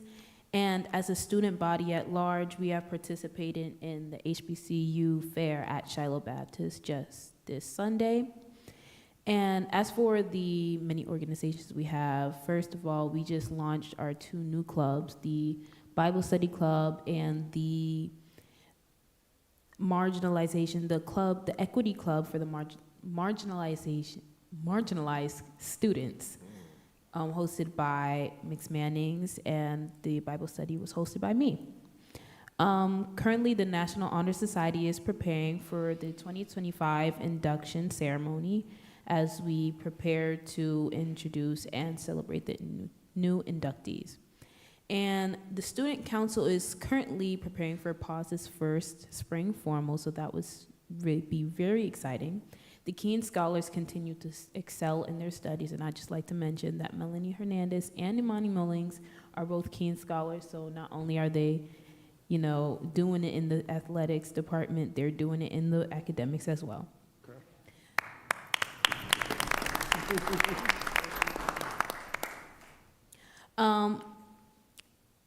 We still have a lot of projects in the work, but we still strive to do the best that we can. We also, as of lately, have been introducing a tutoring program, not only in PAWS, but in Jefferson as well. So basically, National Honor Society students have been volunteering to go to the lower grade students that have low reading levels and basically aid them, help them to build a relationship with them so that we can get them to that level. And there's also been some kids going over to Jefferson to help the other kids over at their school. And we also, I believe it's class of 2025 is doing a shoe drive, so we're just trying to give back to the community and help that everyone has all the supplies they need as they're finishing out winter and going into spring and all that stuff. And that's it from PAWS. Thank you. All right, Nick, you can cue up the highlight video now before we end my remarks.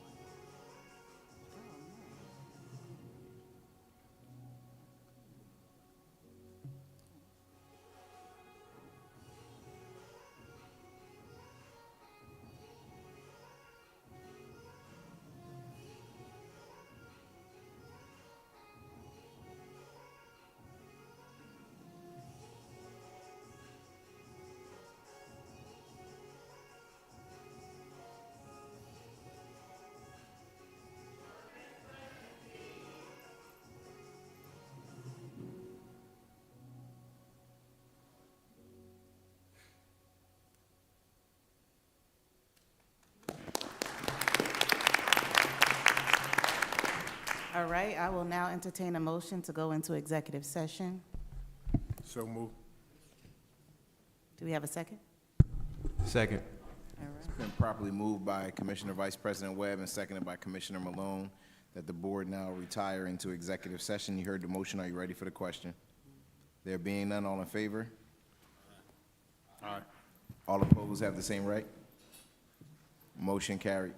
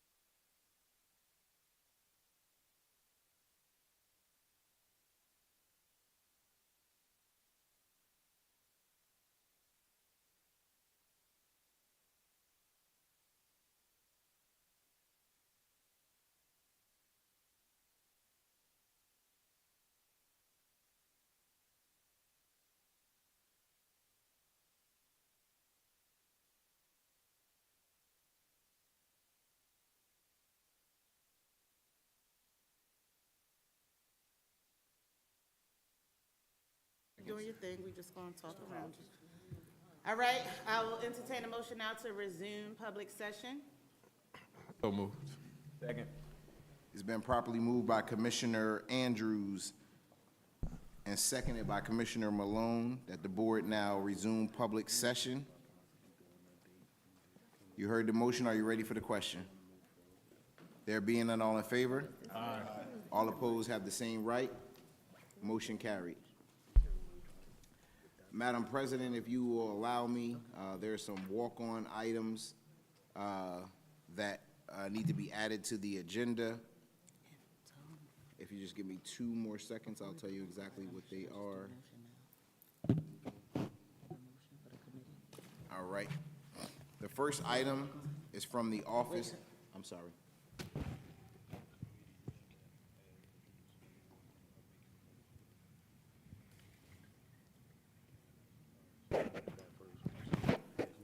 Yep, Madam President. Okay, so before we do the walk-on items, I would like to entertain a motion for the board, well, myself as board president, to establish for the board a committee for the purpose of renaming district facilities.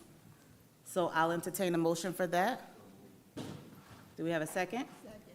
It's been properly moved by Commissioner Andrews and seconded by Commissioner Hembry that the board now establish an ad hoc committee for the purpose of renaming facilities. Heard the motion. Are you ready for the question? There being none, all in favor? Aye. All opposed have the same right. Motion carried. Okay, and so in lieu of the motion passing, I am going to actually name the commissioners that have been assigned to this committee at this moment. We have Commissioner Gray as chair of the committee. We have Commissioner Johnson, we have Commissioner Andrews, and we have Commissioner Hembry. Those are the 4 board members that will serve as the commissioners for this ad hoc committee for the purpose of renaming facilities. I will be interchangeable as an alternate for the committees in the event that there is a member that is not present at that time. However, if they are all present, that is the committee. We will move forward establishing a schedule for committee meetings, and we will establish the criteria for which we will move forward and operate as a committee, and ensure that we inform the public, because this committee will include public involvement in consideration for the renaming of our facilities around the district. Thank you. Thank you, Madam President. In terms of the walk-on agenda items, the first resolution will be added to the Office of Instruction and Programming. It will be walk-on item listed as resolution number 4, and it is for Urban Aviators Group LLC partnership. The Urban Aviators Group LLC is committed to increasing diversity in aviation industry through the educational support of minority youth.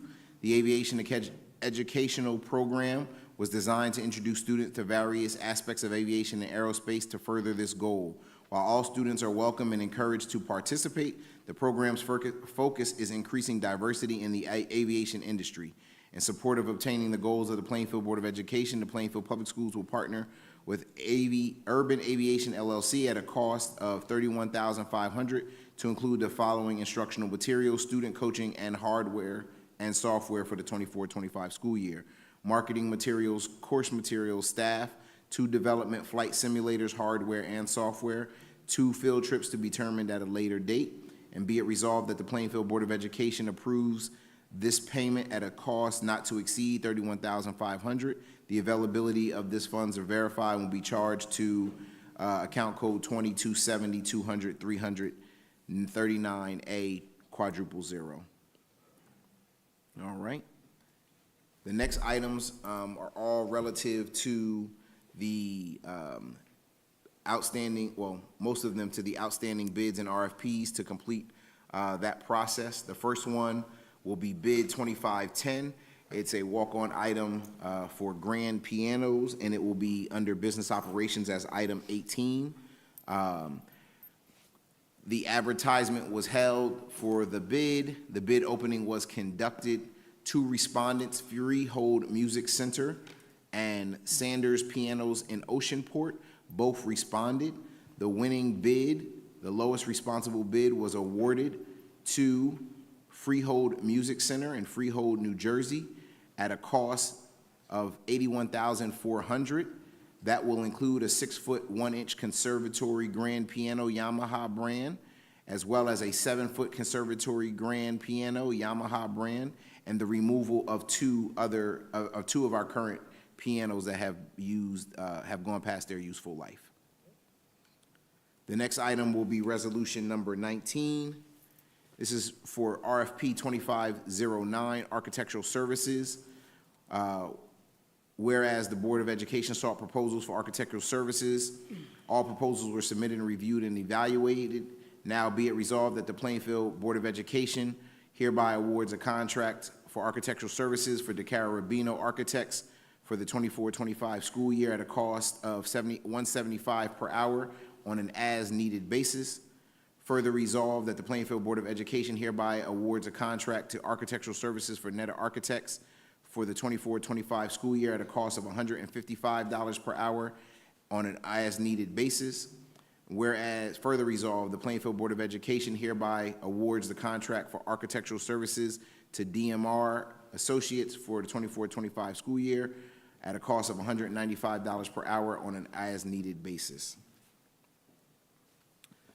The next item is for board governance training. There were 2 submissions, and the resolution shall read: the Plainfield Board of Education sought proposal for board governance training, RFP 2511B. All proposals were submitted and reviewed and evaluated. The Plainfield Board of Education hereby awards a contract for board governance training for the services to HYA at a cost of $300 per hour on an as-needed basis for the 24-25 school year. Next up, RFP 2513 for grant writing services. Whereas the Board of Education sought proposals for grant writing services with RFP 2513 and all proposals were reviewed and evaluated. Now therefore be it resolved that the Plainfield Board of Education hereby awards a contract for grant writing services to Millennium Strategies for the 24-25 school year at a cost of $150 an hour on an as-needed basis. And that will be resolution 1 under business operations, 21, excuse me. The next one is for engineering services, and engineering services will be resolution number 22 as a walk-on item, whereas the Plainfield Board of Education sought proposals for the engineering services via RFP 2514, and all proposals were reviewed and evaluated. Now therefore be it resolved that the Plainfield Board of Education hereby awards the contract of engineering services to Remington and Vernick for the 24-25 school year at a cost of $230 an hour on an as-needed basis. Further resolved that the Plainfield Board of Education hereby awards a contract for engineering services to Colliers Engineering and Design for the 24-25 school year at a cost of $210 per hour on an as-needed basis. Further resolved that the Plainfield Board of Education hereby awards a contract for engineering services to CME Associates for the 24-25 school year at a cost of $212 per hour on an as-needed basis. The next item walked on will be Business Operations Resolution number 23. This is relative to the Union County Education Services Commission Non-Public School Security Initiative Program Approval of Spending Plan for Salah Al-Adun Future Academy. Plainfield Board of Education approved the Non-Public Security Initiative Program Spending Plan for the participating school located within this district for Salah Al-Adin Future Academy in the amount of $23,342.15. The contents of this spending plan are not released as they are part of an ongoing security improvement, but it is on file. The next item will be Business Operations Resolution number 24, authorization to submit to the New Jersey Department of Education, whereby the Plainfield Board of Education is planning to carry out the following projects: a pre-K center at 510 Grant Avenue, and alterations to West 7th Street location to relocate the board offices. Whereas this project requires the preparation of schematic drawings, schematic submissions to the New Jersey State Department of Education for the purposes of review and approval as an other capital project which is not seeking state funding. Whereas this project requires the amendment of a long-range facilities plan, now therefore be it resolved that the Plainfield Board of Education does hereby authorize DMR Architects to submit the long-range facility plan and necessary schematic drawings and schematic application for the above projects to the New Jersey Department of Education Bureau of Facility Planning for review and approval. And lastly, under the Office of Business Operations, Resolution Number 25, the following walk-on resolution: resolved that the Plainfield Board of Education hereby donates 10 laptops to the United Way of Union County. The 10 serial numbers and current district asset tags are listed. 7 of them are Elite X360 HPs, and the other 3 are ProBook X30 HPs. Madam President, that's all I have at this time. Thank you. I'll now entertain a motion to go into public comment. So moved. Vice President Webb, second. The motion has been properly moved by Commissioner Andrews and seconded by Commissioner Vice President Webb that the board now go into public comment. You heard the motion. Are you ready for the question? There being none, all in favor? Aye. All opposed have the same right? Motion carried. I will read the disclosure now.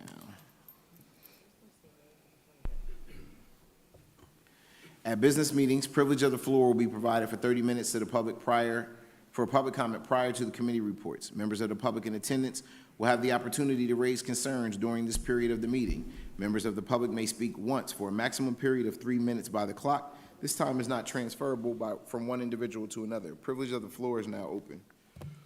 All right, do we have anybody here in person that would like to come up for public comment at this time?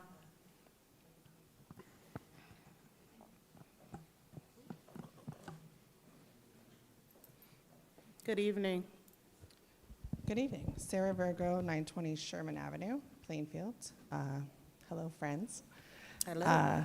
I want to first acknowledge Mr. Larry Ham, who was here earlier. He's the founder and president of the People's Organization for Progress. This is an organization that I believe in deeply and have belonged to for a very long time. Mr. Ham and I actually met at the Reparations Council meeting with Mayor Baraka quite a while ago. Unfortunately, he had a prior engagement and couldn't stay, but I'm filled with gratitude that he would once again join us in the great city of Plainfield. I'm grateful also that the board has decided to form a committee for renaming facilities. I actually came here this evening to discuss this topic, so when we're discussing renaming facilities, I'd really like for us to focus on renaming 2 of our schools that are currently named after Presidents Washington and Jefferson. I'm not here to offer a history lesson, of course, but I think the history associated with these individuals is the crux of the matter here. They're often celebrated, obviously, as founding fathers, but we must not ignore the realities of their legacies. These legacies include the willful participation in the brutality of slavery and unimaginable atrocities committed against innocent people. Jefferson and Washington's legacy is rooted in forced labor. Why would we continue to glamorize figures who epitomize these injustices when we can celebrate those who embody the ideals we aspire to as a nation? Many of you participated in the last delegate assembly via Zoom, and you heard the comments on the microphone opposing our resolution to review all school names across New Jersey. But what you didn't hear were the wildly problematic and often racist comments being offered in the name of preserving American values. I'm very proud that my children attend schools within this district because I know that Plainfield values equity and inclusion, and because we're willing to have the conversations that are difficult, that confront the problematic aspects of our history. Plainfield is home to so many remarkable individuals whose contributions truly reflect our community's values. They represent resilience, progress, and the fight against injustice. By renaming these 2 schools, we can honor those who embody the ideals of equity and justice rather than perpetuate the names of those who participated in and benefited from oppression. Madam President, members of the board, once again, I'm grateful that we've enacted Policy 7116 and formed a committee to facilitate this discussion.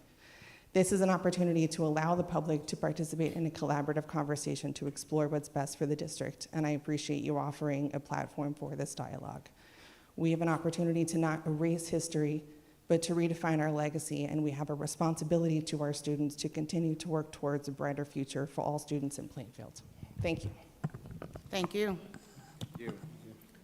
All right, do we have anybody else in person that would like to come up and provide public comment?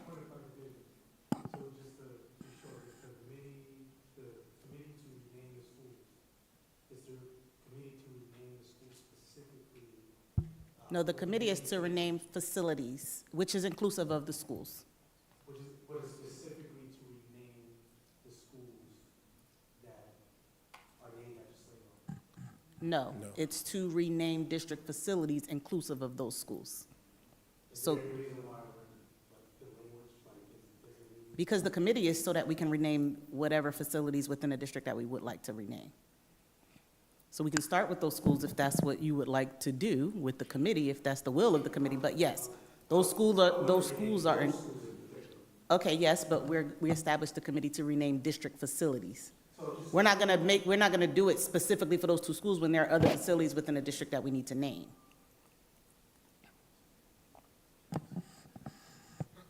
Oh, okay. Is it specifically related to looking at things like hallways and things of that nature? Everything that we discussed prior to coming out to the public. Okay.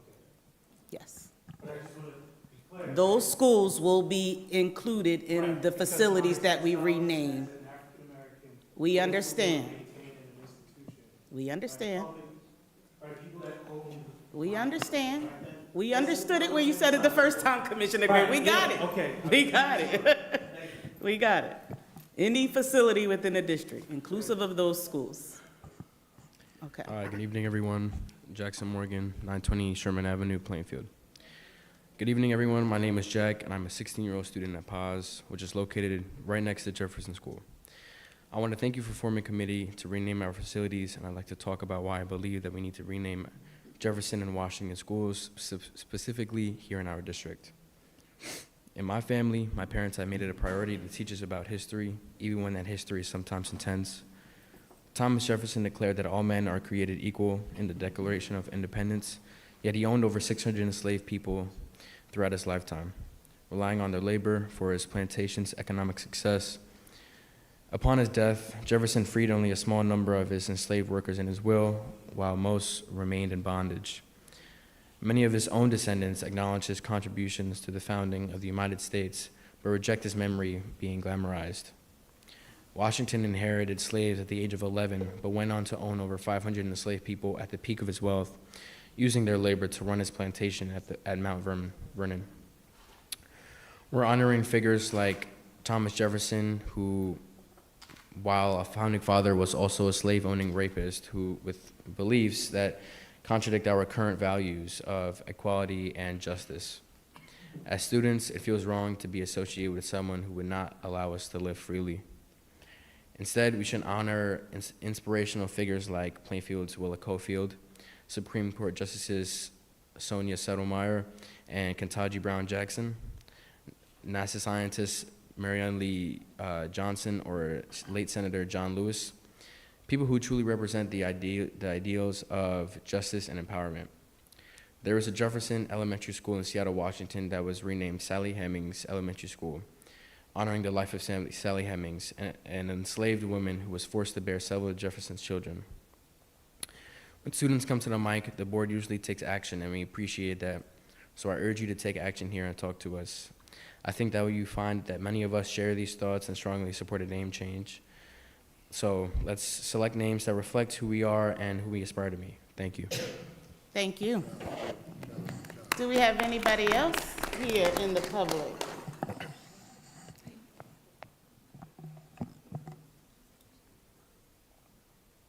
Good evening, Laura Miranda Brown, 1345 Highland Avenue.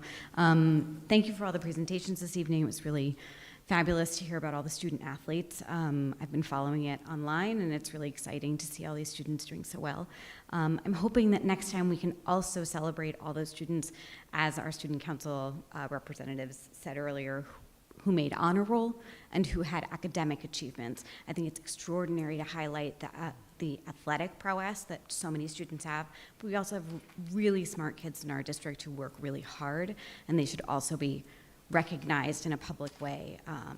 They are contributing to their classes in just as much, in just as large a way as the student athletes. But I actually came here tonight to talk about a social media YouTube issue on our students' tablets. I have 2 second graders, and one of them came home and said, "Mommy, did you know that Hello Kitty is a demon and lives in hell, and when you look her up, she has blood coming out of her eyes and her mouth. And I said, what? What are you talking about? And she said, oh, I saw the video on YouTube at school today. And I said, you're not supposed to be on YouTube at school. And I've had a conversation with her teacher, and her teacher has assured me that she does not allow YouTube in the classroom, and then it perhaps happened while there was a substitute. Understanding teachers need day off, understanding there's lots of continuing education, there should, at bare minimum, be a policy in place where substitute teachers are given appropriate guidance to not allow the students on unrestricted YouTube pages. My understanding was that this was all fairly locked down, so it was pretty shocking to me. And I'm happy that they were only Googling or YouTubing Hello Kitty, because God forbid they looked for something else and got who knows what. Right, so I bring this to your attention because this is an ongoing problem. It's an ongoing problem across the country. It is something every district is facing. It is something parents are dealing with. We all know how difficult it is to sort of manage internet access and ensure that our kids aren't, exposed to graphic violence, sexual assault. We are well aware of these problems, but particularly for K through 5th grade, I would just ask that we consider even removing YouTube from the individual tablets in the classroom, perhaps only having them in the media center or when there's a particular specific need. I really would welcome any suggestions to this particular problem. Thank you all. Thank you. Thank you for bringing that to our attention. As far as the board is concerned, the iPads are restricted. However, we will ensure to investigate this matter in particular and to investigate the matter of the iPads across the district to ensure that those security measures are in place still. I appreciate it. We appreciate it. Thank you. Do we have anybody else in person that would like to come to the podium to speak for public comment?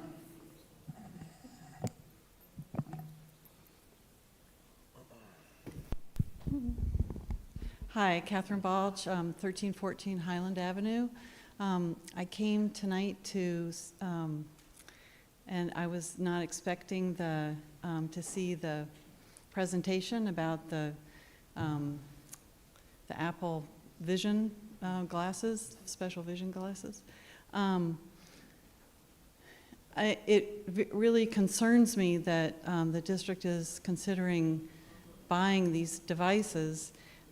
I didn't see anything that he demonstrated that a student couldn't see on a video. There was no discussion about evidence that these devices are how they're used in other schools, if other schools have found them helpful. I mean, I just find it remarkable that I feel like we're being sold a bill of goods without the proper documentation. And maybe it's there, but he just didn't present it tonight. I don't know. But I find it very skeptical. I'm very skeptical of it. The other thing that I wanted to report on, much better news, is that the Lunchbooks program is expanding in terms of readers in the schools and books that we distribute in the classroom. So we've gone from 1 reader in one school to like 10. So volunteers in Plainfield and in neighboring communities, Westfield and Fanwood, are stepping up and asking to read to students in our schools. And so I wanted to report on that for you. I also think that the renaming of the schools is definitely something that you all are very good to consider. The history of our country is so complicated. And I think that there's so many more heroes in line to be recognized that it's well worth another look at who we can name our schools after. So thank you so much. Thank you. Thank you very much. Anybody else in public? Here, present in person, that would like to come up for public comment? Okay, Nick, do we have anybody online? 3. Okay, you can go ahead and cue the first one up.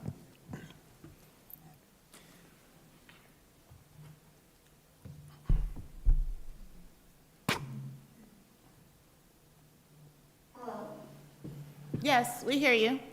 Okay, thank you. My name is Joanna Tuckett. I live at 1612 Maple Street.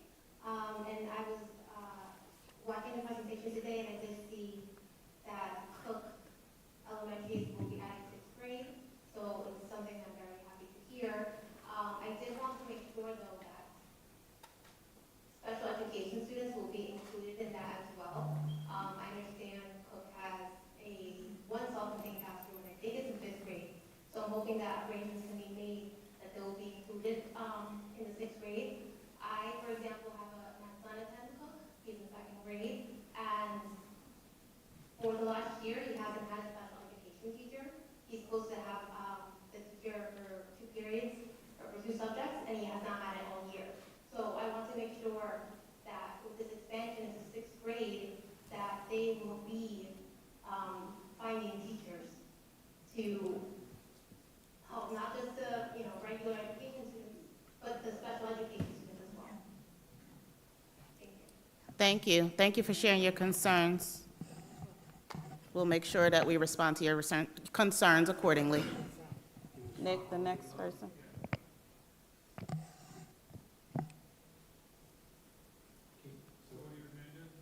Okay.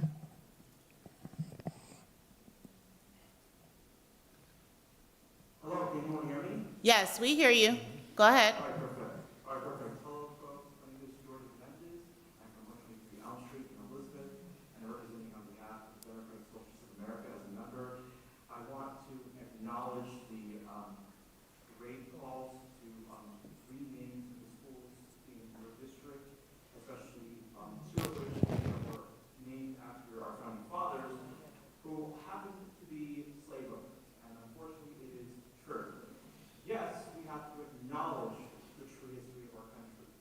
Yes, we have to acknowledge that, yes, our foundation was founded. Even though we take our independence, we also have to acknowledge the history of slavery here in the United States, especially given to our fact that the founding fathers has contributed to the horrifying effects of slavery through generations and generations across our country. And let me thank the welcoming people for announcing the due for the committee. I do believe it is important that the school district needs to reflect to a new change that will rename the schools to something that will reflect the community very well. And it's very important that it must be done in a manner that respects the people at large, including the students and the faculty and everyone who lives there. I hope that there will be a way to rename it while acknowledging the history of our country. While I wish to go on a bit, I understand that it is important that we need to truly acknowledge the crucial impact of slavery, and hopefully we can find common ground that will work for all of our communities. I appreciate your efforts and hopefully building the committee, and I look forward to seeing what comes next. I feel that my time. Thank you very much. Thank you very much. Next person, Nick.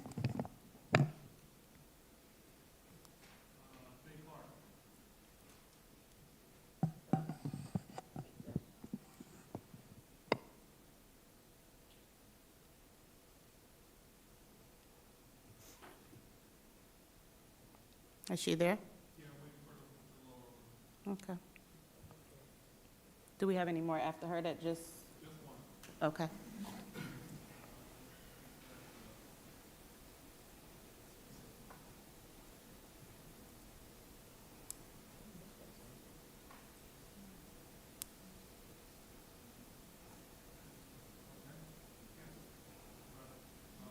You want to go to the next one and see if she gets back on?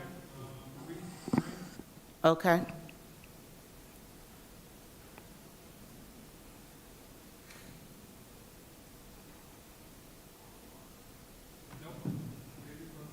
They both dropped off? Yeah, I'm trying to take one more time. Okay. Motion to close. They both declined, then they both raised their hands again. I was surprised Are their hands still raised now? they moved over. Okay. Good evening, this is Faye Clark, Plainfield Public School IT Department. I just wanted to say I was so ecstatic about the presentation with the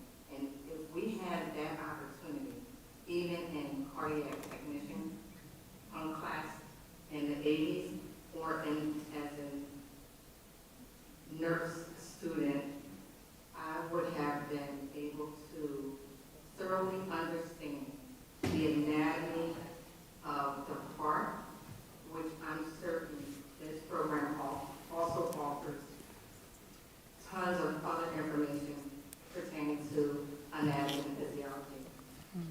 Many people turn away from nursing and medical careers because of the struggles and difficulties of understanding anatomy and physiology. And this interactive program will truly put our students above the many others. And I am so proud to say that I am a Plainfield employee, a mother of two students who attended, one who graduated from Plainfield, and I can't speak, but nothing less than volumes of excitement with the programs for which was introduced, especially tonight. I'm telling you, that program will put our students far beyond and above the rest. I'm just excited because them choosing the heart as an interactive program just hit me. It hit home. It hit home. That's what I do. That's what I know.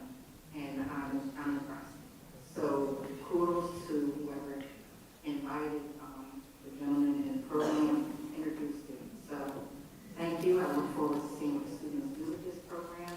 And I'm so very proud of the work that our district is doing at this time.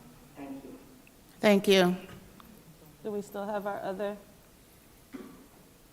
participant? Yes. Okay.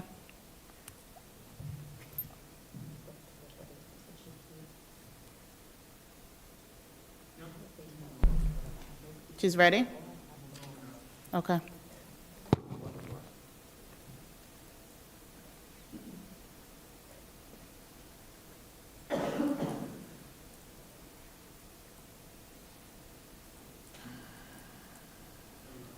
Hello? Yes, we hear you. Go ahead. Good evening, good evening. My name is Maurice Gray. I'm a parent to daughter who goes to Emerson. I live in the Netherwood neighborhood. I just wanted to comment, also had a question about the CTE programs. I guess I'll start with my question. First, I think that, these programs are so important, especially now, when I think that, the transition from high school to beyond young adult, in the young adult years, is really challenging for young people. Just like trying to find their way and figure out, what their career path is going to be. So I think that the connection to opportunities is so important during those early years, those adolescent years. I'm wondering about the CTE programs and, all of these amazing ideas around technology and bringing that in and kind of cater to different learning styles. What is the percentage, or I guess, how are the special education students or students with high needs, high support needs, how are they represented in all of these programs, not just kind of the newer ones that we're talking about, but the current ones that, the ones that actually exist currently. So that will be a question. Obviously, I don't have an answer right now, but I would definitely like to know that. Also, I really thank you, Superintendent Hassan, for mentioning just feeling a little, taking it personal when you hear people talk about Plainfield Public Schools as if, it's not a great place to be. As someone who works in an industry that is heavily based on referrals and reputation, I think that, a lot of people see Plainfield as having this reputation because communication isn't great and getting the word out about what's happening in Plainfield schools hasn't been wonderful. I have plenty of friends and, I'm getting to know many neighbors with young families that are moving to Plainfield that only know the reputation of Plainfield and aren't hearing about a lot of these things. So school board meeting. The problem though is that public comment or being able to hear concerns isn't open until the very end of the meeting. So that's really challenging for a lot of these parents, and it discourages them from being able to come and to hear these presentations and to be able to give feedback. So I would hope that that's also something that's considered. Maybe moving public comment to earlier in the meeting, maybe at the beginning of the meeting or after presentations before the executive session. I hope that that's something that's considered in the future. Thank you. Thank you very much. We'll ensure that you get some data regarding the information that you requested. We appreciate your comments. Is that all, Nick? All right, I'll entertain a motion now to close public comment. Oops.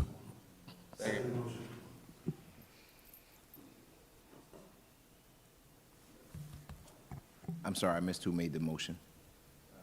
You made the motion?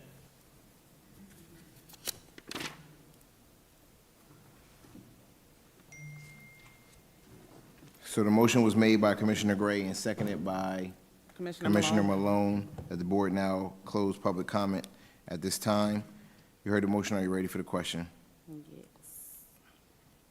All in favor? Aye. All opposed have the same right. Motion carried.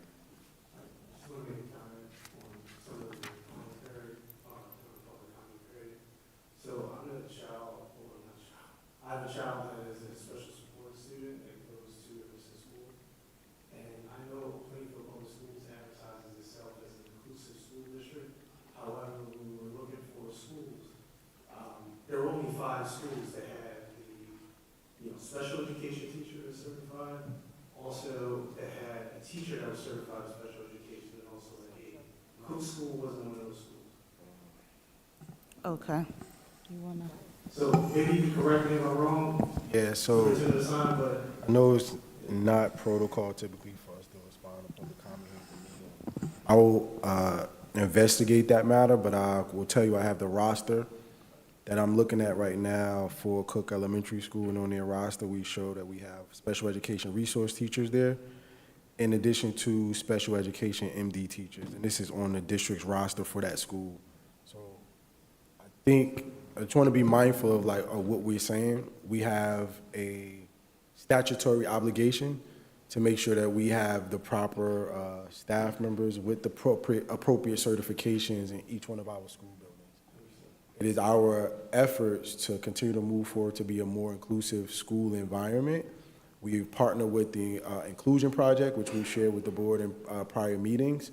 And that is all of our work to make sure that we are providing students with an educational experience in the least restrictive environment. And I'm not saying that we get everything right, but I also don't want us to paint a picture that we are being non-compliant as a school district and not having the appropriate staffing, because that is not true. So here's what I want to just add. If for whatever reason they have to be on ratio, right? Or there is a situation where there is a special education teacher that should be at Cook that's not at Cook, what do you recommend for that parent to do in order to, Yeah, so get some services that should be? Well, the first thing is to have a conversation with the case manager or a member of the child study team that oversees the IEP for their child. We hire, those are considered to be emergent hires for us, and that is as simple as a team member and through student services. That usually comes from the chief, which is Dr. Elizabeth Filipatos, submitting a PRF form, that's our personnel request forms. And we make sure that those are processed immediately. Even though we've initiated a hiring freeze in the district in response to the proposed funding cuts from the Trump administration, we still move forward aggressively and promptly with hiring for any critical positions that are needed for our students. So special education teachers, teacher assistants, one-to-one aides, et cetera, you name it. So if that is in fact the case, we will make sure that that's addressed. So I have the information from the parent. We will make sure that we follow up and investigate that matter promptly. Thank you. Just real quick. adjustment on the agenda. I noticed for the Atlanta trip that my name was missing for the National School Board Association. The amendment. Mr. Cox? Yes, we will make that notation, Commissioner Andrews, to amend resolution number P10. 10 under business operation P10 to include your travel and add the per diems to increase that for that Thank you. national conference. Excuse me, can you also add Commissioner Smith? Is that possible? Yes. Commissioner Smith would like to go to National School Board? National School Board, yes. Sure. Yeah, I believe last week I took my name off, so if she could replace me. Not a problem. So P10 will now reflect the addition of Commissioner Smith as well as Commissioner Andrews. Okay. Did we make those? 1 second.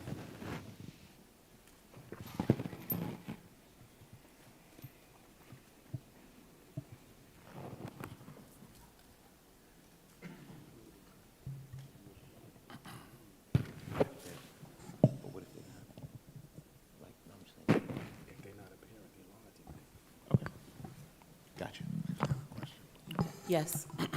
So with the POS enrollment, when a kid is in 8th grade and go to 9th grade, like, does the seats, they automatically stay in POS, or do we add more kids to the roster when they get to high school? We add more kids. Okay. We have open enrollment every year for every grade level up to 10. Okay. And special circumstances for 11 and 12, depending on if we have seats in the program. Perfect. Because I just thought back to 2018 when a parent said to me, like, I guess when the open enrollment started, he had said he already sent his money into a Catholic school. It was like after the fact, and then he couldn't get the money back. I'm not saying change anything. I'm just, because I'm competitive. So if it's a kid and he was like, my hands were tied, I couldn't even consider POS, so he sent them to Union Catholic. And Commissioner Johnson, since then, I know for a fact, since I've been on the board, that the process for enrollment for POS has been streamlined to make sure that People the know, process yeah. from the beginning to the end is time sensitive to those particular. Okay, 'cause like I said, it was just something from last time I was on the board, and I just thought about it when we mentioned it. I think over the last few years, we've had the ability to have greater flexibility. We've also realized, POS is our flagship school, so when we talk about strategies to bring families back to the district, that can't be off the table, right? And we've received some phone calls with parents who moved in from New York City, after the school year's already started, but their children were wanting to be involved in performing arts, et cetera. And we work with them to make sure that we can make those accommodations if they fit the criteria, et cetera. Thank you. You're welcome. Okay, if we don't have any more questions or comments from the board, I'll entertain a motion now for consent agenda. Motion to move a consent agenda. Second. It's been properly moved by Commissioner Andrews and seconded by Commissioner Vice President Webb to move the agenda as a consent agenda. You heard the motion. Are you ready for the question? Yes. Excuse me? But we just did a motion to move to consent agenda.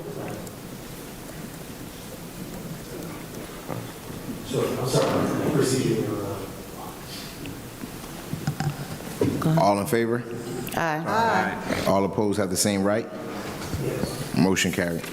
Okay, Mr. Cox, before we move forward with the vote, I just want to make sure that all Bills list commissioners and vote are on themselves for travel. recused from the bills list and travel. Yes, thank Yep. you very much. For the items that apply directly to them. Yes.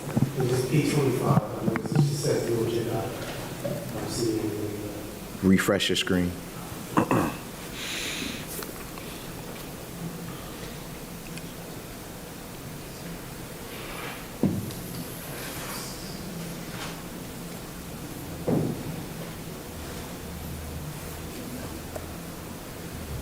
Says donation walk on now. Do you see it?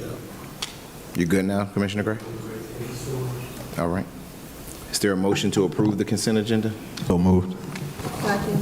It's been properly moved by Commissioner Andrews and seconded by Commissioner Hembry to approve the consent agenda at this time. You heard the motion. Are you ready for the question?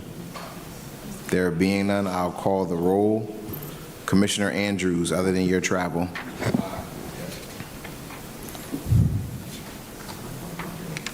Commissioner Hembry. Yes. Commissioner Gray. So I'm abstaining from M4. Say that again. Abstain from which one? Abstaining from M4 Mm-hmm. and recusing myself from all travel, of course. Mm-hmm. Abstain from P13, and then also I am a no for. Oh no, that's it. That is all. So I just want to clarify or make clear. Your own travel understood. The abstention was for M4 and P13?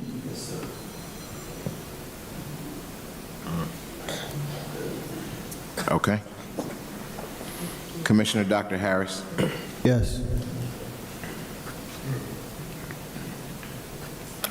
Commissioner Johnson. Yes. Commissioner Malone. Yes. Commissioner Vice President Webb. I have a quick question. Regarding the vehicles P6, any explanation on the vehicle purchases? Just that you You can need share. additional information, you said? Yes. There was a question that was posed as to why we needed to purchase the three 2025 vehicles. So there are very limited dealerships in the state of New Jersey that have the co-op award. As such, you can imagine all school districts are trying to purchase any needed district vehicles through the co-op. It's been almost impossible to get minivans anytime in the last 4 to 5 years, as most car companies have ceased to making minivans. So your options are very large vehicles, trucks, or very small cars. And so we have minivans that have gone past their usefulness and can no longer be certified as school buses. As such, you see the purchase for the 2 minivans. And then we have an aging Wrangler in facilities and grounds that we're trying to equate for, not Band-Aiding it to keep it on the road, so that we can go ahead and purchase that order now. Make that order now so that when the vehicles come in, we have them for efficient use. Thank you. All right. So my vote is yes. Thank you. Commissioner President Wyatt? Yes. Madam President, with the abstentions and recusals, all agenda items pass. Thank you. I'll now entertain a motion to adjourn this meeting. Motion adjourned. It's been properly moved by, I believe, Commissioner Andrews and seconded by a host of commissioners to adjourn this meeting in the public. You've heard the motion. Are you ready for the question? All in favor? All opposed have the same right? Motion carried. Meeting adjourned at 10:01.